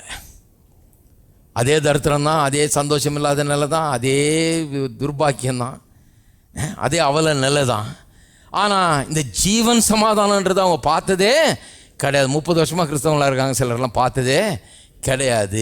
ஏன்னா வெறும் சட்டை தான் மாறி இருக்குத ஒழிய வேறு எதுவும் மாறவே இல்லை. இந்த வசனத்துக்குள்ளே போனீங்கன்னா இது எதுக்குள்ளே கொண்டு போகுது? ஆவிக்குரிய உலகத்துக்குள்ளே கொண்டு போய் உங்களை ஆவிக்குரியவர்களாக மாற்றுகிறது. நீங்கள் கண்ணால் பார்க்க முடியாத காரியங்களை உங்களுக்கு எடுத்து காண்பிக்கிறது. எடுத்து காண்பித்து உங்களை ஆவிக்குரியவர்களாக மாற்றி ஜீவனையும் சமாதானத்தையும் உங்களை அனுபவிக்க வைக்கிறது. சரி, திருப்பவும் யாக்கோபு 1ஆம் அதிகாரம். போன வாரம் பார்த்தோம், திருப்பியும் பார்ப்போம். இதை நான் எப்படின்னா ஒரு வசனத்தை எடுப்பேன், அன்னைக்கு அந்த வாரத்துக்கு என்ன சொல்லணுமோ அதை மட்டும்தான் அங்கே சொல்லுவேன். அப்புறம் அடுத்த வாரத்துக்கு வேறு சொல்லணுன்னா திருப்பி வருவேன் நான். அது எங்கேயும் போகாதில்லை, அங்கே தானே இருக்குது. அதனால் திருப்பி வர்றதில்ல, தப்பே கிடையாது. திருப்பி வர்றதுனால அதே தான் சொல்ல போகிறோம்னு அர்த்தம் கிடையாது. வேறு இருக்கிறதுனால தான் திருப்பி வர்றோம். சரி, யாக்கோபு 1ஆம் அதிகாரம் 23ஆம் வசனம்,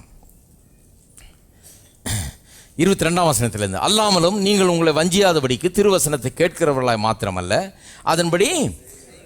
அப்போ சப்ஜெக்ட் என்ன? வசனத்தை கேட்கறது மட்டும் இல்லை, அதன்படி செய்கிறவர்களாக இருக்கணுன்றதான் சப்ஜெக்ட். இப்போது அப்புறம் சொல்கிறார் பாருங்க, எண்ணத்தினாலெனில் என்ன அப்படின்னு சொல்கிறாரு. காரணம் சொல்கிறாரு, ஒருவன் திருவசனத்தை கேட்டு அதன்படி செய்யாதவனானால் கண்ணாடியிலே தன் சுவாப முகத்தை பார்க்கிற மனுஷனுக்கு ஒப்பான் இருப்பான். அவன் தன்னைத்தானே பார்த்து விடமிட்டு போன உடனே தன் சாயல் என்ன என்பதை மறந்து விடுவான்.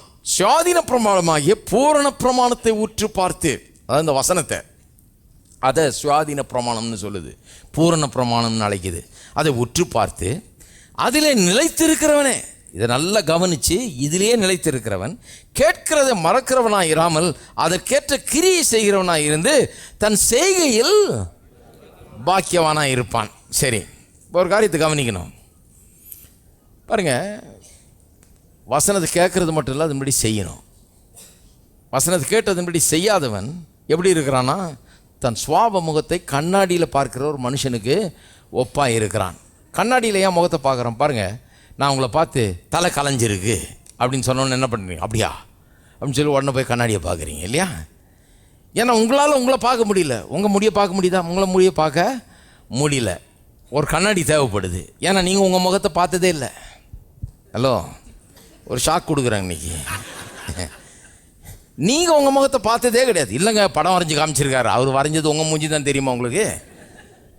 அதை நம்புறீங்களா நீங்கள்? இல்லைங்க, நல்லா தெரியுங்க, என் முகத்தை தான் வரைஞ்சாரு, நான் எத்தனை தடவை பார்த்துருக்கேன். உங்கள் முகத்தை நீங்கள் பார்த்தது இல்லைன்னு சொல்கிறேன் நான். நீங்கள் பார்த்ததே கிடையாது. இல்லை, நான் கண்ணாடியில் பார்த்துருக்கிறேன். நான் கூட எக்ஸிபிஷனில் போய் கண்ணாடியில் பார்த்துருக்கிறேன். ஒல்லியாக இருக்கிற ஆளை தடியாக காட்டும், தடியாக இருக்கிற ஆளை ஒல்லியாக காட்டும், ஒத்த ஆள் நின்னா 10 ஆள் நிற்கிற மாதிரி காட்டும். இதெல்லாம் கண்ணாடியா? அவன் எப்படி செஞ்சுருக்கானோ, எப்படி காட்டணும்னு விரும்பி அதை செஞ்சுருக்கானோ அதன்படி தான் அதை காட்டுது. A mirror is only a reflection or a representation of you. It is showing something. It represents something. உங்களை எடுத்து எப்படி காட்டணும்னு அவன் அந்த மிரரை செஞ்சுருக்கிறானோ அப்படி தான் அது காட்டும். ஹலோ, உங்களை ஆக்சுவலாக நீங்கள் இருக்கிற மாதிரியே காட்டுறதுக்கும் செய்யலாம், உங்களை கொஞ்சம் தடியாக காட்டுறதுக்கும் செய்யலாம். தடி ஆளுங்கள்லாம் பாருங்கள் ஒல்லி மிரரில் போய் நிற்பாங்க.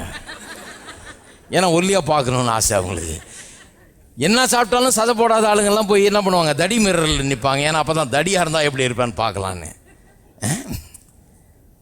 அவன் அப்படி செஞ்சுருக்கான் பாருங்கள். உங்களை ஒல்லியாக காட்டணுமா, தடியாக காக்கணுமா, ஆக்சுவலாக காட்டணுமா, எப்படி காட்டணுன்றது அவன் தீர்மானித்து அந்த கண்ணாடியை செஞ்சவன் அதுக்கேற்ற மாதிரி தான் அந்த கண்ணாடியை செஞ்சு வச்சுருக்கான். அவன் எப்படி செஞ்சுருக்கிறான்னா அதன்படி தான் உங்களை அது காண்பிக்கிறதே ஒழிய நீங்கள் இருக்கிறபடியே உங்களை காண்பிக்கிறதுன்னு சொல்ல முடியாது. ஹலோ, இவ்வளோ நாள் கண்ணாடி பார்த்தது வேஸ்ட்டாக போச்சுன்னு நினைக்காதீங்க. கரெக்டாக உங்களை தான் காட்டுது. அது என்ன காட்டணுமோ அதை காட்டுது. சில கொஞ்சம் நல்ல கண்ணாடி வாங்கினீங்கன்னா அவன் பாவம் கூடிய மட்டுக்கும் ரொம்ப கிளியராக காட்டுற மாதிரி பண்ணியிருப்பான். ஆனால் என்ன காமிச்சாலும் it is only a reflection or a representation of you. அது காட்டுற விதத்தில் தான் உங்களை காட்டுமா ஒழிய அப்படியே ஒன்று காட்டிட முடியாது. அப்படி தான் உங்களை பார்த்துருக்குறீங்க. ஆக்சுவலாக உங்களை பார்த்ததில்லை. நீங்கள் உங்கள் முகத்தை பார்த்ததே கிடையாது. நிறைய பேருக்கு ரொம்ப வருத்தமாயிடுச்சு. என்னடா இது இவ்வளோ கஷ்டப்பட்டு முகத்தை பார்த்துருக்குறோம், நம்ம இவர் பார்த்ததே இல்லைன்றாரு. பார்த்ததே இல்லை, பார்க்க முயற்சி எடுக்காதீங்க, அப்புறம் நாய் வாழை பிடிக்கிற கதையாயிடும்.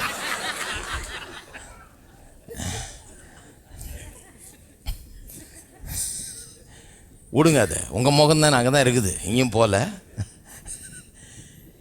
அப்போ மிரர் ஒரு representation or reflection of something. எதை முன்னால் வைக்கிறோமோ அதை எப்படி காட்டணுமோ, எப்படி காட்டும்படியாக அது செய்யப்பட்டிருக்கிறதோ அப்படி தான் அதை காட்டும்.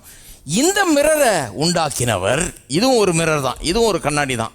வேத வசனம்ங்கிறது ஒரு இதை உற்று பார்த்து இதை கவனிக்கிறவன் அப்படின்னு சொல்லியிருக்குது. அப்போ இந்த மிரரை உண்டாக்கினவர் ஒரு விதமாக உங்களை காட்டணும்னு சொல்லி தான் உண்டாக்கி இருக்கிறார். இதை உங்கள் மூக்கியும் மொழியும் காட்டுறதுக்காக அல்ல, நீங்கள் கிறிஸ்துவுக்குள் என்னவாய் இருக்கிறீர்கள் என்பதை காட்டும்படியாக இந்த கண்ணாடியை உண்டாக்கி இருக்கிறார். இந்த கண்ணாடியை உண்டாக்கினவர் எதுக்கு உண்டாக்கினார்னா, கிறிஸ்துவுக்குள்ளே உங்களுக்கு இருக்கிற மகிமை என்ன, உங்களுக்கு இருக்கிற பாக்கியம் என்ன, ஸ்லாக்கியம் என்ன, நீங்கள் யார், உங்களால் என்ன முடியும், உங்களுக்கு என்ன கொடுக்கப்பட்டிருக்கிறது, நீங்கள் எப்படி இருக்கிறீங்கன்னு பார்க்கறதுக்காக இந்த கண்ணாடியை ஏற்படுத்தினவர். அந்த பர்பஸ்க்காகவே, அப்படி உங்களை ரிஃப்ளெக்ட் பண்ணுவதற்காகவே இந்த கண்ணாடியை ஏற்படுத்தி இருக்கிறார். ஆகவே இதுக்கு முன்னால் நிற்கும் போது உங்களுடைய ஸ்பிரிச்சுவல் நேச்சரை இது காட்டுகிறது. உங்களை காட்டுது, ஆனால் உங்களுடைய சரீரத்தை காட்டல. என்னத்தை காட்டுது? உங்களுடைய ஆவிக்குரிய மனுஷனை காட்டுகிறது. ஆவியில் நீங்கள் என்னவா இருக்கிறீர்கள் என்பதை உங்களுக்கு காட்டுகிறது. அப்போ பாருங்க, இதை உற்று பார்க்க என்ன ஆகிறது? நீங்கள் ஸ்பிரிச்சுவல் ஆகிடுறீங்க. இதை உற்று பார்த்து இதன்படி செய்ய ஆரம்பிக்கும் போது நீங்கள் ஆவிக்குரிய மனுஷர்களாக ஆகிடுறீங்க. ஆவிக்குரிய மனுஷனுக்குரிய சகல பலாபலன்கள், ஜீவன், சமாதானம்னு சொல்லியிருக்கு பாருங்கள், அதையெல்லாம் பெற்று அனுபவிக்க ஆரம்பிச்சிடுறீங்க. இதை உற்று பார்க்காம, இதை பார்த்து இதன்படி செய்யாமல், இதை பார்த்து உங்களுடைய ஆவிக்குரிய காரியங்களில் உங்களை திருத்தி கொள்ளாமல் நீங்கள் ஆவிக்குரிய ஜீவியத்தின் பலாபலன்களை அனுபவிக்கவே முடியாது. எப்படி கண்ணாடியை பார்த்து முடிய சரி பண்ணுறீங்களோ, முகத்தை துடைக்கிறீங்களோ, எப்படி சவரம் பண்ணுறீங்களோ, எல்லாம் பண்ணுறீங்களோ, அது போல தான் இந்த கண்ணாடியை பார்த்து உங்களுடைய ஆவிக்குரிய ஜீவியத்தை அண்டர்ஸ்டாண்டிங்கை நீங்கள் சரி பண்ணலைன்னா, ஆவிக்குரிய வாழ்க்கையில் வாழ்ந்து அதனுடைய பலாபலன்களாகிய ஜீவனையும் சமாதானத்தையும் நீங்கள் பெற்று அனுபவிக்கவே முடியாது. ஆகவே வசனம் எவ்வளோ முக்கியம் பாருங்கள். இப்போது இதுக்கு தான் சபைக்கு வர்றோம். நிறைய பேருக்கு சொன்னால் விளங்கவே மாட்டேங்குது பாருங்கள். சபைக்கு எதுக்கு வர்றோம்? இந்த மிரர் இதை நம்மளை எடுத்து காட்டுகிறது. நான் எப்படி என்னை பற்றி என்ன வேணும், நான் எப்படி என்ன பார்க்க வேணும், நான் எப்படி என்னை காண வேணும் என்கிறத இது எனக்கு உதவி செய்கிறது. நான் முதலாக நான் பார்க்க ஆரம்பித்தேன். என்ன எப்படி பார்க்க ஆரம்பித்தேன்? நான் ஒரு சாதாரண ஒரு ஆள் இல்லை. நான் இயேசுக்குள்ளே வெற்றியும் வாழ்வையும் உடையவனாக இருக்கிறேன்றதை பார்க்க ஆரம்பித்தேன். வெற்றி என்னுடையது, நான் வெற்றி சூடுவேன், நான் எல்லாவற்றையும் வெற்றி கொள்ளுவேன், எல்லாவற்றையும் மேற்கொள்ள முடியும், எல்லாவற்றையும் ஜெயிக்க முடியும், முன்னேறி செல்ல முடியும் என்கிறத இங்கே பார்த்து தான் நான் தெரிஞ்சுக்கிட்டேன். நான் அப்படிப்பட்டவன், நான் அப்படி இருக்கிறவன். நான் ஏன் இப்படி இருக்கிறேன்? அப்படி தான் எனக்கு அறிவு வந்தது. ஐயையோ, நான் அப்படி இருக்கிறேன்னு வேதம் சொல்லுதே, நான் ஏன் அப்புறம் இப்படி இருக்கிறேன்? ஏன் தோல்வியில் இருக்கிறேன்? ஏன் நிம்மதி இல்லாமல் இருக்கிறேன்? ஏன் சமாதானம் இல்லாமல் இருக்கிறேன்? ஏன் வெற்றி இல்லாமல் இருக்கிறேன்? நான் அப்படிலாம் இருக்கிறேன்னு வேதம் சொல்லுது. ஆகவே என்னை நான் திருத்தி கொள்ள போகிறேன். நான் இப்படி இருக்க போகிறதில்ல, அப்படித்தான் இருக்க போகிறேன். அதுதான் என்னுடைய ரியல் இமேஜ். என்னுடைய ரியல் இமேஜை நான் இங்கே பார்க்க ஆரம்பித்தேன். இங்கே பார்த்த பிறகு தான் அந்த இமேஜ் வந்து என்னுடைய வெளிப்புறமான இமேஜாகவும் மாறுகிறது. அப்போ தான் ஆவியின்படி நடக்க ஆரம்பிக்கிறேன். அப்போ நான் நடக்கும்போதே எப்படி நடக்கிறேன், வாழும்போதே எப்படி வாழ்கிறேன்? நான் வெற்றி உள்ளவன் என்கிற எண்ணத்தோடு நான் வேலைக்கு போகிறேன். வெற்றி உள்ளவன் என்கிற எண்ணத்தோடு என் வியாபாரத்தை பண்ணுறேன். நான் வெற்றிகரமாய் விளங்குகிறவன் என்ற எண்ணத்தோடு குடும்பத்தை நடத்த ஆரம்பிக்கிறேன். வெற்றிகரமாய் நான் வாழுகிறவன் என்ற எண்ணத்தோடு சபையை நடத்த ஆரம்பிக்கிறேன். எல்லாத்தையும் இந்த வெற்றியின் எண்ணத்தோடு செய்ய ஆரம்பிக்கிறேன். ஏன்னா உள்ளத்தில் அந்த இமேஜ் பதிஞ்சிருச்சு. இங்கே பார்த்து பார்த்து பார்த்து வசனத்தை பார்த்து பார்த்து அது எனக்கு சொல்ல சொல்ல என்னை எப்படி கர்த்தர் ஆக்கி இருக்கிறார்ன்றதை சொல்ல சொல்ல அந்த இமேஜ் வந்து எனக்குள்ளே வந்து பதிஞ்சிருச்சு. எனக்குள்ள மாறாத விதத்தில் அது பதிஞ்சு போச்சு. அப்போ என்னுடைய அன்றாட வாழ்க்கையில் அந்த இமேஜ் வந்து புகுந்து வேலை செய்யுது. வெற்றியின் எண்ணத்தோடு வேலை செய்ய முடிகிறது. இருக்கீங்களா? எல்லா விதத்தில் இது உண்மை. பாருங்கள், நான் பிரசங்கர்கள்லாம் பிரசங்கம் பண்ணும்போது அது சொல்லுவேன். முதல்ல உங்களை வெற்றிகரமாய் நீங்கள் காணுங்கள், தோல்வியாக காணக்கூடாது. ஒன்றும் இல்லை பிரதர், நான் ஒரு மூலையில் கிடக்கிறேன், 5 ஆத்துமாக்கள் வர்றாங்க, 10 வருஷமாக அடியேன் செய்கிறேன், ஒன்றும் பெரிய இது இல்லை.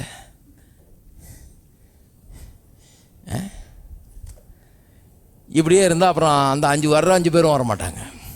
ஏன்னா உங்கள்கிட்ட ஏதாவது இருந்தால் தானே வருவாங்க அவங்க. ஏன் அவங்களும் போயிடுவாங்க. ஏன்னா இவரே பரிதாபமாக இருக்கார், இவரால் யாருக்கு உதவி செய்ய முடியும்னு சொல்லிட்டு அவங்க போயிடுவாங்க. நீங்கள் என்ன பண்ணணும், அந்த 5 பேரை எடுத்து வச்சுக்கிட்டு 5000 பேருக்கு போதிக்கிற மாதிரி போதிக்கணும்.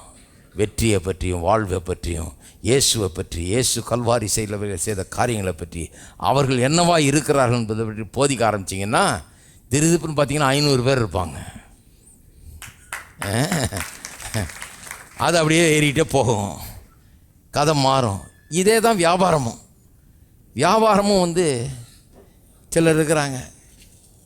ஒன்றும் இல்லை பிரதர், எவ்வளோ முயற்சி எடுத்து நானும் வேர்வை சிந்தி பார்க்குறேன், பெரிய முயற்சி சிறிய பலன், பெரிய முயற்சி ரொம்ப சிறிய பலன். இப்படியே ஓடிட்டு இருக்குது வண்டி. இன்னும் கொஞ்சம் காலத்தை அப்படியே தள்ளிட்டேன்னா நானும் போய் சேர்ந்துருவேன். கண்டிப்பாக போய் சேர்ந்துருவாங்க. எப்படி போய் சேர்றாங்கன்றது தான் இங்கே கவலைக்குரிய காரியம்.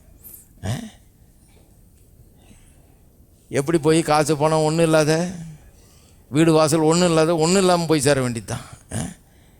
இல்லை பரவாயில்ல, பரலோகத்தில் எனக்கு மாளிகை உண்டு. சரி போங்க, நான் என்ன பண்ணுறது? பரலோகத்தில் மாளிகை கொடுக்குறது இங்கேயும் ஒன்று கொடுக்க மாட்டாரா? நிச்சயமாக கொடுப்பார். நிறைய பேருக்கு விளங்குறது இல்லை. பாருங்கள், முதல்ல வெற்றி உள்ளவனாய் உங்களை காணுங்கள். அப்போ வியாபாரத்துக்கு போகும்போது எப்படி காண்றீங்க உங்களை? வெற்றி உள்ளவனாக ஒரு மரியாதை உங்களை குறித்தே உங்களுக்கு உண்டாக வேணும் முதல்ல. அப்புறம் தான் மற்றவங்களுக்கு சிலருக்கு என்னன்னா, அவன் என்ன மதிக்கவே மாட்டேங்கிறான். நீங்கள் முதல்ல உங்களை மதிங்களேன், அப்புறம் தானே அவன் மதிப்பான். நம்மளை மதிக்காம அப்புறம் அவன் எப்படி மதிப்பான்? நமக்கு மரியாதை கொடுக்கறது இல்லை நம்மளே.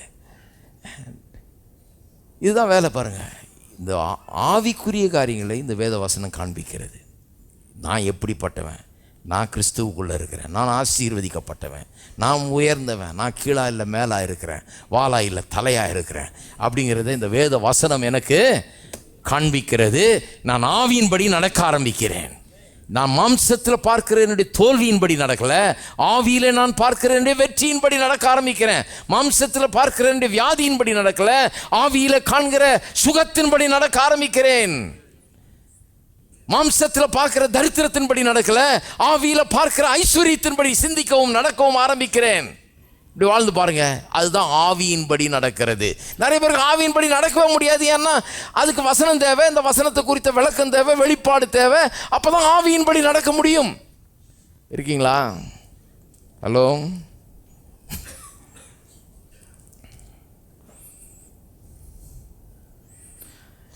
இவ்வளவும் சொல்லிட்டு பாருங்க. சிலர் சொல்லுவாங்க, ஆனால் ரியாலிட்டி என்னன்னா பிரதர்,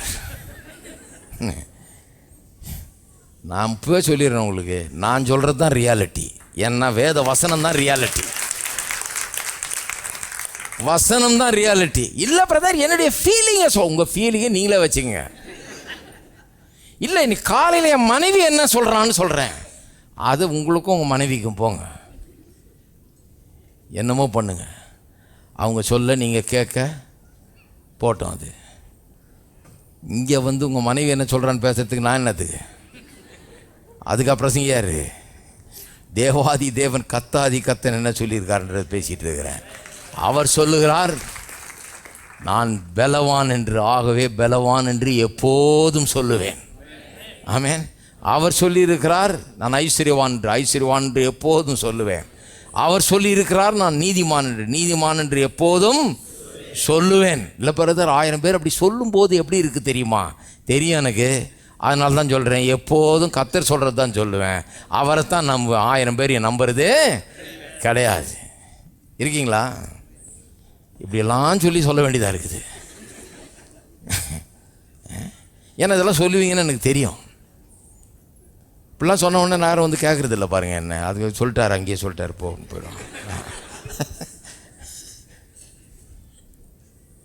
சரி, இன்னும் ஒரு உதாரணம் பார்க்கலாமா? திருப்பவும் 2 ராஜாக்கள். இதுவும் போன தடவை பார்த்தது தான். ஆனால் போன தடவை சில காரியம் தான் சொன்னேன். இப்போ மீதி காரியத்தை சொல்லுவோம். 2 ராஜாக்கள் 6ஆம் அதிகாரம்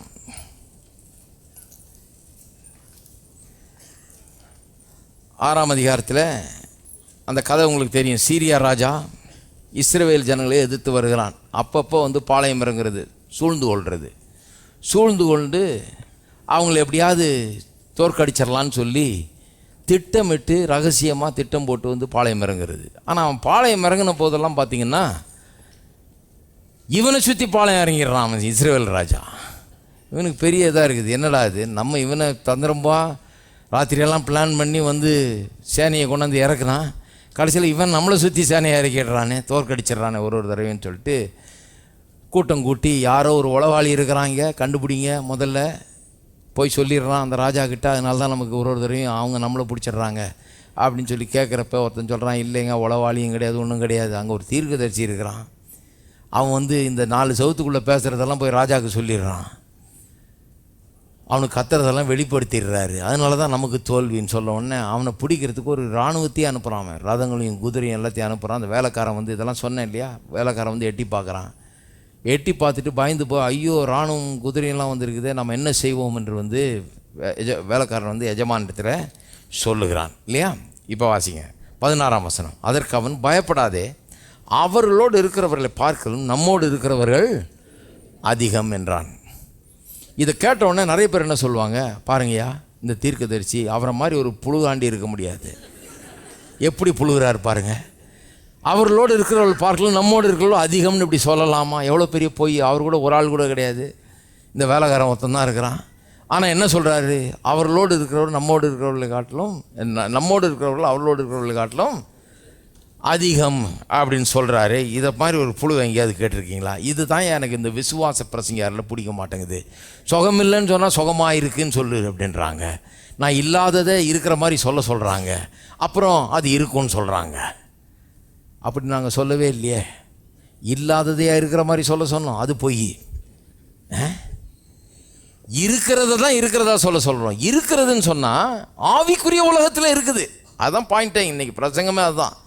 ஆவிக்குரிய உலகத்தில் இருக்குது. நான் சுகமானேன்னு ஏன் சொல்கிறோம், நீங்கள் சுகமால அப்படின்றீங்க. நான் சொல்கிறேன், இல்லை சுகமானீர்கள் எங்கே சொல்லிடுது, வேத வசனம் சொல்லுது. உங்களுக்கு ஒருவேளை வேதம் புரியாமல் இருக்கலாம், இங்கே சொல்லுது, ஆவிக்குரிய காரியங்கள் இங்கே சொல்லுது. அது சொல்லுது, அவருடைய தழும்புகளால் நீங்கள் குணமானீர்கள்னு. நான் சொல்கிறேன், குணமானீர்கள்னு சொல்லியிருக்கிறதுனால நீங்களும் சொல்லுங்கள் குணமானீர்கள் என்று நீங்களும் சொல்லுங்கள். நாங்கள் இல்லாததை ஒன்று சொல்லி நீங்கள் அது மூலமாக இல்லாத ஒன்றை உருவாக்குறீங்கன்னு சொல்லலை. நான் இருக்கிற ஒன்றை நீங்கள் சொல்லும்போது பாலம் அமைக்கிறீங்க, அங்கே இருக்கிறது இங்கே வந்துடும், அவ்வளோதான். ஆவிக்குரிய உலகத்தில் இருக்கிறது இங்கே நம்முடைய வாழ்க்கைக்குள்ளே வந்துடும். அதுக்கான பாலம் இந்த விசுவாச வார்த்தைகளால் அல்லது விசுவாச அறிக்கையினால் நாம் அமைக்கிறோம் இந்த பாலத்தை. நான் வந்து வாயை திறந்து நான் பலவான்னு சொல்லும்போது ஒரு பாலம் அமைக்கிறேன். இப்போ எனக்கு பலன் இல்லை இப்போது, ஆனால் பலன் இருக்குது, எனக்கு இங்கே இருக்குது, ஆவிக்குரிய ரீதியில் இருக்குது. நான் ஆவிக்குரிய ரீதியில் நான் கண்டு பேசும்போது எனக்கு இயற்கை ரீதியிலே அது உண்டாகி விடுகிறது. இயற்கை ரீதியில் இருக்கிறத நான் பேசிகிட்டே இருக்கக்கூடாது. அதுக்கு ஒன்றும் பெரிய ஞானி தேவையில்லை, அதுக்கு ஒரு கோயிலும் தேவையில்லை, பிரசங்கியாரும் தேவையில்லை, அதுக்கு ஒரு ஏசியும் தேவையில்லை. அதுக்கு நீங்கள் பெட்ரோல் போட்டு இவ்வளோ தூரம் செலவழித்து உட்காந்து கேட்கவும் தேவையில்லை. அது நீங்கள் வீட்டில் உட்காந்து நீங்களே யோசித்துக்கலாமே, என்ன இருக்குதுன்னு எண்ணி பார்த்தீங்கன்னா தெரிஞ்சிடும், எவ்வளோ காசு இருக்குது எவ்வளோ இல்லை எல்லாம் தெரிஞ்சிடும். இங்கே வந்தீங்கன்னா தான் நீங்கள் கேட்க முடியும் மகிமையின் ஐஸ்வர்யத்தை பற்றி. இது வேற கதை. இங்கே வந்தால் தான் இப்படிப்பட்ட பிரசங்களை கேட்க முடியும். அதுக்கு தான் இங்கே வந்துருக்கிறீங்க. அதனால தான் வீட்டில் உட்காரல இன்றைக்கி, இல்லையா? அதுக்கு தான் இங்கே ஓடோடி வந்துருக்கிறீங்க. ஏன்னா இதை வந்து வேற எங்கேயும் கேட்க முடியாது. டிவி என்றைக்கெல்லாம் போட்டு கேட்டாலும் கேட்க முடியாது அதை. அதனால தான் இங்கே வந்துருக்கிறீங்க. அப்போ பாருங்கள், இவன் சொல்கிறது பொய்ன்னு சொல்லி நிறைய பேர் சொல்கிறாங்க. ஆனால் பொய் கிடையாது. அவன் ஒரு உண்மையை சொல்கிறான். என்ன உண்மையை? ஆவிக்குரிய உண்மையை சொல்லுகிறான். ஆவிக்குரிய விதத்தில் அது முற்றிலும் உண்மை. அதை அப்படியே சொல்லுகிறான். அதைத்தான் நம்ம சொல்கிறோம். அது சுகத்தை பற்றியாக இருந்தாலும் சரி, அது வேறு பொருளாதாரத்தை பற்றியாக இருந்தாலும் சரி, எதை பற்றியாக இருந்தாலும் சரி, ஆவிக்குரிய ரீதியிலே இதெல்லாம் உண்மை என்னெல்லாம் உங்களுக்கு கொடுக்கப்பட்டிருக்குது அதை முதல்ல இது மூலமாக அறிஞ்சிக்குங்க. வேத வசனத்தின் மூலமாக அறிஞ்சு கொண்டு அப்புறம் அதை சொல்லுங்கள் அப்படின்னு தான் சொல்கிற மொழிய. இல்லாததை இருக்கிறத போல் சொல்லுங்கன்னு சொல்ல. வேத வசனம் கூட ரோமர் 4:17 இல்லாதவைகளை இருக்கிறவைகளை போல் அழைக்கிற தேவன்னு சொல்லியிருக்குது. அது இந்த அர்த்தத்தில் தான் சொல்லி, இல்லாதவைகள்னா இல்லாதவைகள் அல்ல, இயற்கை ரீதியில் இல்லாதவைகளை, இயற்கை ரீதியில் இல்லை, ஆவிக்குரிய ரீதியில் இருக்கிறவைகள். அவர் அழைக்கும் போது இல்லாதவளை இருக்கிறவளை போல அழைக்கும் போது இல்லாதவன் அழைக்கல, ஆவிக்குரிய ரீதியில் இருக்கிறத தான் இங்கே அழைக்கிறார். ஃபார் எக்ஸாம்பிள், வெளிச்சம் உண்டாக கடவுதுன்னாரு. பூமியெல்லாம் இருளில் நிறைஞ்சிருந்துச்சு. வெளிச்சம் உண்டாக கடவுள்னும் போது எந்த வெளிச்சத்தை அழைக்கிறார்? வெளிச்சம் எங்கே இருக்குது? ஆவிக்குரிய ரீதியில் வெளிச்சம் இருக்குது. இவரே ஒளியாக இருக்கிறார். இவர் இருட்டில் வாழ்கிற தேவனா? இவர் ஒன்று இருட்டில் வாழ்ந்துக்கிட்டு இல்லை. ஒளி இருக்குதுங்க, வேற ஒரு உலகத்தில் இருக்குது. அங்கே இருக்கிற ஒளியை இங்கே வீசும்படியாய் சொல்லுகிறார். அது வீசுகிறது. இருக்கீங்களா? வெளிச்சம் உண்டாகிறது. அப்போ பொய் இல்லது, இது நிஜம். நம்மோடு இருக்கிறவர்கள் அவர்களோடு இருக்கிறவர்களை பார்க்கலாம் அதிகம்னு சொல்கிறான். அவனுக்கு புரியல, வேலைக்காரனுக்கு அது புரியல. நிறைய விசுவாசிகளை போல் அவனும் ஐயோ நம்பவே முடியலங்க, இவ்வளோ ரதம் வந்திருக்குது, குதிரை வந்திருக்கு, என்ன கதை பேசிகிட்டு இருக்கீங்க நீங்கள். 17ஆம் வசனம். அப்பொழுது எலிசா விண்ணப்பம் பண்ணி, கர்த்தாவே இவன் பார்க்கும்படி இவன் கண்களை திறந்திரணும் என்றான். உடனே கர்த்தர் அந்த வேலைக்காரன் கண்களை திறந்தார். இதோ எலிசாவை சுற்றிலும் அக்கினிமயமான குதிரைகளாலும் ரதங்களாலும் அந்த மலை நிறைந்திருக்கிறதை அவன் கண்டான். மலை நிறைஞ்சிருக்கிறத கண்டான். ஒன்று கேட்குறேன், இப்போ மலை நிறைஞ்சிருக்கிறத பார்க்குறான் அக்கினிமயமான குதிரைகள் ரதங்களோட. இந்த அக்கினிமயமான குதிரை ரதங்கள்லாம் இப்போ தான் வந்துதா? இவன் கண்ணு திறக்கப்பட்டவன தான் அதெல்லாம் வந்துதா? கிடையாது. இவன் கண்ணு திறந்ததுனால அதெல்லாம் வந்துதா? கிடையாது.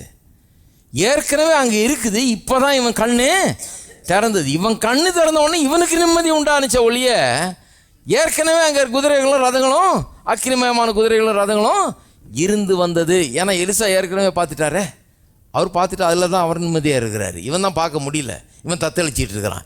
இவன் பார்த்தவொடனே இவனுக்கு நிம்மதி வருது. இவன் பார்த்ததுனால அந்த குதிரைகள் ரதங்களும் வரல, இவன் பார்க்க முன்னாலேயே அங்கே இருக்குது. இப்போ தான் அவன் பார்க்குறான். பார்க்குறதுனா எப்படி பார்க்குறான்? எப்படி பார்க்குறான் பாருங்கள். It is an ability to see with your heart. உங்களுடைய இருதயத்தால் பார்க்கக்கூடிய ஒரு பார்வை அது. இந்த கண்ணால் அல்ல, உங்களுடைய இருதய கண்களால் பார்க்கக்கூடிய ஒரு பார்வை, ஒரு ஆவிக்குரிய காரியங்களை பார்க்கக்கூடிய ஒரு எபிலிட்டி அது. அதனால தான் இயேசு சொன்னார், காது உள்ளவன் கேட்க கடவன். அப்போ என்ன, சிலருக்கு காது இல்லாமல் இருந்ததா? கிடையாது. எல்லாருக்கும் தான் காது இருக்குது. ஆனால் கேட்குற காது இருக்குதா, விளங்கிக்கிற காது இருக்கான்றார். அப்படிப்பட்டவன் கேட்க கடவன்றார். அதனால தான் காது உள்ளவன் கேட்க கடவன்னார். அப்போ இவனுடைய கண்கள் இப்போ காண்கிறது. எந்த கண்கள் காண்கிறது? இந்த கண்ணில் இருதயம் காண்கிறது. எலிசாவுடைய இருதயம் ஏற்கனவே கண்டுருச்சதை. எலிசா எப்படி பார்த்தார்? எலிசா இந்த கண்ணால் பார்த்தாரா? ரதங்களும் குதிரைகளும் வந்திருக்கிறத பார்த்தாரா? தேவதூதர்கள், அவர்கள் தேவதூதர்கள் வந்திருக்கிறத பார்த்தாரா? அவர் கிடையாதுங்க. எலிசா எப்படி நம்மோடு இருக்கிறவர்கள் அவர்களோடு இருக்கிறவர்கள் காட்டிலும் அதிகம்னு எப்படி சொன்னார்னா, அவருக்கு முன்னால் வாழ்ந்த தாவீது சொல்லியிருக்கிறான், கர்த்தருக்கு பயப்படுகிறவர்களை சூழ தேவ தூதர்கள் பாளையம் இறங்குகிறார்கள். அதெல்லாம் அவன் வாசிச்சிருக்கான் பாருங்க. அவன் சொல்கிறான், எனக்கு தெரியும், அவங்களுக்கு தேவ தூதர்கள் மேலே நம்பிக்கை இருக்குது, அவங்க வருவாங்க, கண்டிப்பாக தேவ தூதர்கள் அனுப்புவார். சங்கீதம் 91 அவன் நினைவில் வைத்து அவன் எண்ணி பார்க்கிறான். அதனால தான் அப்படி சொல்கிறான், நம்மோடு இருக்கிறவர்கள் அவர்களோடு இருக்கிற காட்டில் அதிகம்னு. உன் வழிகளெல்லாம் உன்னை காக்கும்படியாக அவர் தம்முடைய தூதர்களுக்கு கட்டளையிடுவார். உன் பாதம் கல்லில் இடராதபடிக்கு அவர்கள் உன்னை தங்கள் கரங்களில் ஏந்தி கொண்டு போவார்கள். இதெல்லாம் அவனுக்கு தெரியும் பாருங்கள். எலிசாவுக்கு தெரியும், ஏற்கனவே தேவ தூதர்களுடைய பாதுகாப்பு குறித்து அறிந்து வச்சிருக்கிறான். அதையெல்லாம் மெடிடேட் பண்ணி அதெல்லாம் புரிஞ்சு வச்சு அது அவனுடைய மனசில் ஆழமாக பதிஞ்சிருச்சு. இவன் ஐயோ குதிரையும் ரதமும் வந்திருக்குது, இராணுவம் வந்திருக்குன்னு சொல்லி பதறும் போது அவனுக்குள்ளே எல்லாம் பதிஞ்சிருந்தது, எனக்கு அதை விட அதிகம் ஆள் இருக்குது. தேவர் அவருடைய தூதர்களையும் அவருடைய அக்கினிமயமான ரதங்களையும் குதிரைகளையும் என்னை சூழ பாளையம் இறங்க வைக்கிறார். அவன் யார் பாளையம் இறங்கிறதுக்கு? என்னை சுற்றி இன்னும் அதிகமாக இறங்கி இருக்குதுன்னு நான் நம்புகிறேன் அப்படின்னு சொல்லி அவனுடைய இருதய கண்களால் கண்டு அதை பேசுகிறான். அவன் இருதயம் காணுது. இன்றைக்கி எத்தனை பேருக்கு இருதயம் காணுது? எத்தனை பேர் சொல்கிறீங்க, கொஞ்ச நாளைக்கு முன்னால் எனக்கு ஒன்றுமே புரியாது இருந்ததுங்க, புரியாததெல்லாம் இப்போ புரியுது எனக்கு. இப்போ என்னுடைய இருதய கண்கள் எனக்கு என்ன உண்டாயிருக்கிறது என்பதை காண்கிறது. இருக்கீங்களா? இருதய கண்கள் காண வேணும். எலிசா இந்த கண்ணில் பார்க்கல, இருதய கண்களால் பார்க்குறாரு. இருதய கண்களால் எப்படி பார்த்தாரு? அதை விசுவாசித்தார், வசனத்தை விசுவாசித்தார். விசுவாசித்தது உண்மை என்று அவர் தன்னுடைய மனதிலே தன்னுடைய இருதயத்திலே அவர் காண்கிறார். இருதயத்திலே காண்கிறார். அப்போ பாருங்கள், வசனத்துக்குள்ளே போனீங்கன்னா என்ன ஆகுது? வசனத்துக்குள்ளே போகும்போது இருதயத்தில் நீங்கள் சில காரியங்களை காண ஆரம்பிக்கிறீர்கள். எதை காண்றீங்க? உங்களுடைய வெற்றியை காண ஆரம்பிக்கிறீர்கள், உங்களுடைய சுகத்தை காண ஆரம்பிக்கிறீர்கள், நீங்கள் உயர்வதை காண ஆரம்பிக்கிறீர்கள். நீங்கள் தலையாக இருக்கிறீங்க, வாலா இல்லைன்றதை காண ஆரம்பிப்பீங்க, கீழா இல்லை மேலா இருக்கிறீர்கள் என்பதை காண ஆரம்பிப்பீர்கள். இருதயம் காண வேண்டும். கண்ணில் பார்த்தா அது தெரியாதுங்க. எது பார்க்க வேணும்? இருதயம் அதை பார்க்க வேணும், இருதயம் அதை தியானிக்க வேணும், இருதயம் அதை காண வேண்டும், அதை கண்டு கொண்டிருக்க வேண்டும். ஆவிக்குரிய ரீதியிலே நீங்கள் ஆசீர்வதிக்கப்பட்டவர்களாய், சுகமானவர்களாய், பலன் உள்ளவர்களாய், வெற்றி வாகை சூடுகிறவர்களாய், சிறந்து விளங்குகிறவர்களாய், தலையாய் மேலாய் இருக்கிறவர்களாய் இருக்கிறீர்கள் என்று வேத வசனம் உங்களுக்கு காண்பிக்கும். இந்த வேத வசனத்தின் துணையோடு தான் அந்த ஆவிக்குரிய மண்டலத்தை பெனிட்ரேட் பண்ணி அங்கே என்ன இருக்குதுன்னு பார்க்க முடியும். அதை இருக்கிறது என்னன்னு பார்த்துட்டு அதை பேசும்போது நீங்கள் அங்கே இருக்கிறது இங்கே கொண்டு வரதுக்குரிய பாலத்தை அமைக்க ஆரம்பித்து விடுகிறீர்கள். சரி, எலிசா இப்படி பார்த்து விசுவாசிக்கலாம். எதை? ஆவிக்குரிய மண்டலத்தில் இருக்கிறத பார்த்துட்டான். எப்படி பார்த்தான்? சங்கீதத்தை வாசித்திருக்கிறான். அவன் சங்கீதக்காரன் சொன்னதை அறிந்து வச்சிருக்கிறான் தேவதூதர்களை பற்றி. அதன்படி இருதயம் காணுது, வசனத்தின்படி இருதயம் காணும். பாருங்கள், அதுதான் ரொம்ப முக்கியம். சூழ்நிலையின்படி பார்க்கக்கூடாது, வசனத்தின்படி இருதயம் காண வேண்டும். தேவதூதர் பாதுகாப்பு இருக்குதுன்னு இருதயம் சொல்லுது அவனுக்கு. இருதயம் காண்கிறது. கண்ட உடனே பாருங்கள் என்ன பண்ணுறான்னு. வெற்றி எவ்வளோ சுலபமாக வந்துடுது பாருங்கள். ஒரு சேனையே வந்திருக்கு ஒரு ஆளை பிடிக்கிறதுங்க. ஒரு தீர்க்கதரிசி பிரசங்கியார் ஒருத்தன், அவனை பிடிக்கிறதுக்கு ஒரு குதிரை ரதம் பெரிய ஆர்மியை அனுப்பிச்சிருக்கிறான். இவனுக்கு இவனுடைய பலம் என்னன்னு புரிஞ்சிருச்சு. இவன் இருதயம் அதை காணுது, என்னோடு இருக்கிறவர்கள் அதிகம்னு சொல்லிட்டு என்ன பண்ணுறான்? வெளியே போய் அவர்களை குருடாக்குறான் பாருங்கள். அவனுக்கு இப்போ ஜபம்லாம் ரொம்ப ஈஸியாகிடுச்சு. அவர்களை குருடாக்கும்படியாக வேண்டிக் கொள்கிறான். அப்படியே குருடு ஆகுது. அவனுடைய ஜபம் அப்படியே பலிக்குது. அவங்க கண்ணெல்லாம் குருடாயிடுச்சு பாருங்க. அவ்வளோ பெரிய சேனை, குதிரை ரதம்லாம் வச்சு இறங்கி இருக்கிறாங்க. கமாண்டர்ஸோடு இறங்கி இருக்கிறாங்க. சோல்ஜர்ஸு ஆயுதங்கள்லாம் வச்சுக்கிட்டு. இவன் ஒரு பிரசங்கியார் நேரம் அவங்க மத்தியில் போய், எங்கப்பா வழி தெரியலையா, கண்ணு தெரியலையா, வாங்க நான் அவங்க கூப்பிட்டு போகிறேன், எல்லாம் ஆளுக்கு ஒரு கை பிடிச்சிங்கன்னு சொல்லிட்டு வரிசையாக ஒரு லைனில் நிற்க வச்சு நேராக கூட்டி ஊருக்குள்ளே கொண்டு போயிட்டான். ஊருக்குள்ளே கொண்டு போய் ராஜாவுக்கு முன்னால் நிற்க வச்சுட்டு அப்புறம் கண்ணை திறந்து விட்டு அவங்க பார்த்தோன்னா ஐயோ அப்பான்னு அடிச்சிட்டாங்க. நான் என்ன சொல்கிறேன்னா, உங்கள் கண்ணு மட்டும் திறந்துருச்சுன்னா எப்பேற்பட்ட ஒரு பெரிய சேனையும் கூட நீங்கள் மேற்கொள்வீர்கள். உங்கள் கண்ணு திறந்துருச்சுன்னா நீங்கள் யாருன்னு பார்க்க ஆரம்பிச்சிட்டிங்கன்னா உங்களுக்குள்ள இருக்கிற சக்தி என்னன்னு உணர ஆரம்பிச்சிட்டிங்கன்னா, நீங்கள் எப்பேற்பட்டவர்கள் என்பதை புரிந்து கொள்ள ஆரம்பித்து விட்டீர்கள் என்று சொன்னால், அதிகாரம் எடுப்பது, நீங்கள் சொன்னபடியே ஆவது என்பது ரொம்ப சுலபமாயிடுது. ஏன்னா நீங்கள் எப்படி பேசுகிறீங்க? இருதயத்தில் கண்டு பேசுகிறீர்கள். ஆவிக்குரிய ஆசீர்வாதங்களை கொண்டு வந்து இயற்கை ரீதியிலே அதன் பலாபலன்களை, ஜீவனையும் சமாதானத்தையும் உங்கள் வாழ்க்கையில் அனுபவிக்க அது உதவுகிறது. இருக்கீங்களா? ஜீவனும் சமாதானம் உங்களுக்கு வரதுக்கு நீங்கள் என்ன பண்ணணுமோ அதை பண்ண முடியுது. நீங்கள் சொன்னால் அவ்வளோதான். அவன் குருடாகிறான். குருடானோன்னு அத்தனை பேரையும் கொண்டு போய் ஊருக்குள்ளே நிற்க வச்சு திறந்து பார்த்தா முழுக்க இஸ்ரேல் இராணுவம் நிற்கிது. இவன் இப்போ தான் கண்ணு திறந்துருக்கு, டூ லேட்டு, நடுவில் மாட்டிக்கிட்டாச்சு. இப்போ ஒரு ஆளுங்க, ஒரே ஆள். ஆனால் ஒரு ஆளுடைய இருதயம் வந்து அக்கினிமயமான ரதங்களையும் குதிரைகளையும் காண்கிற இருதயம். நான் சொல்கிறேன், உங்களுடைய இருதயம்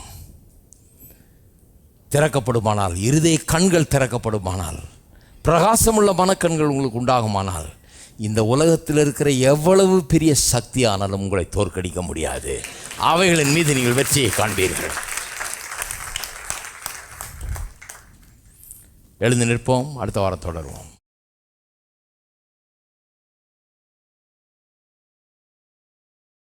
ஸ்தோத்திரம்.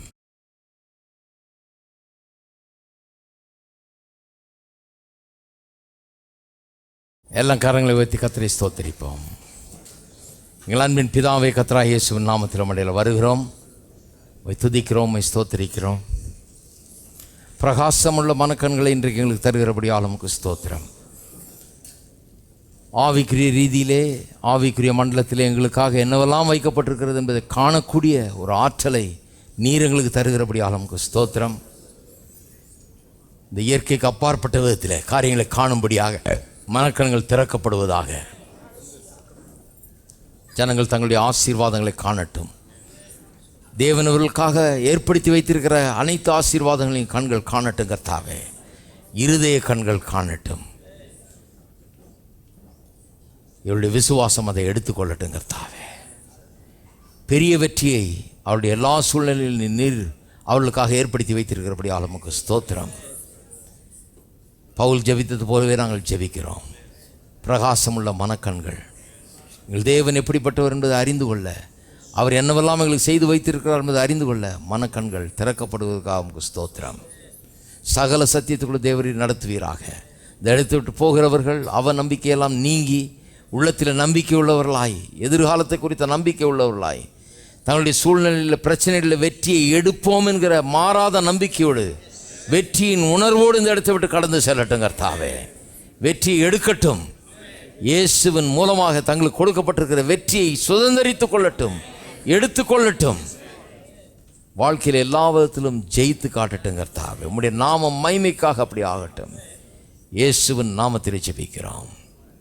ஆமென். நம்முடைய கர்த்தராகிய இயேசு கிறிஸ்துவின் கிருபையும் பிதாவாகிய தேவனுடைய அன்பும் பரிசுத்தாவியானவருடைய ஐக்கியம் நம் அனைவரோடும் இன்றைக்கும் என்றைக்கும் இருப்பதாக. ஆமென். எல்லாரும் சேர்ந்து பாடுவோம். தூதர்கள் உண்ணும் உணவால் ஜனங்களை போஷித்தீரே.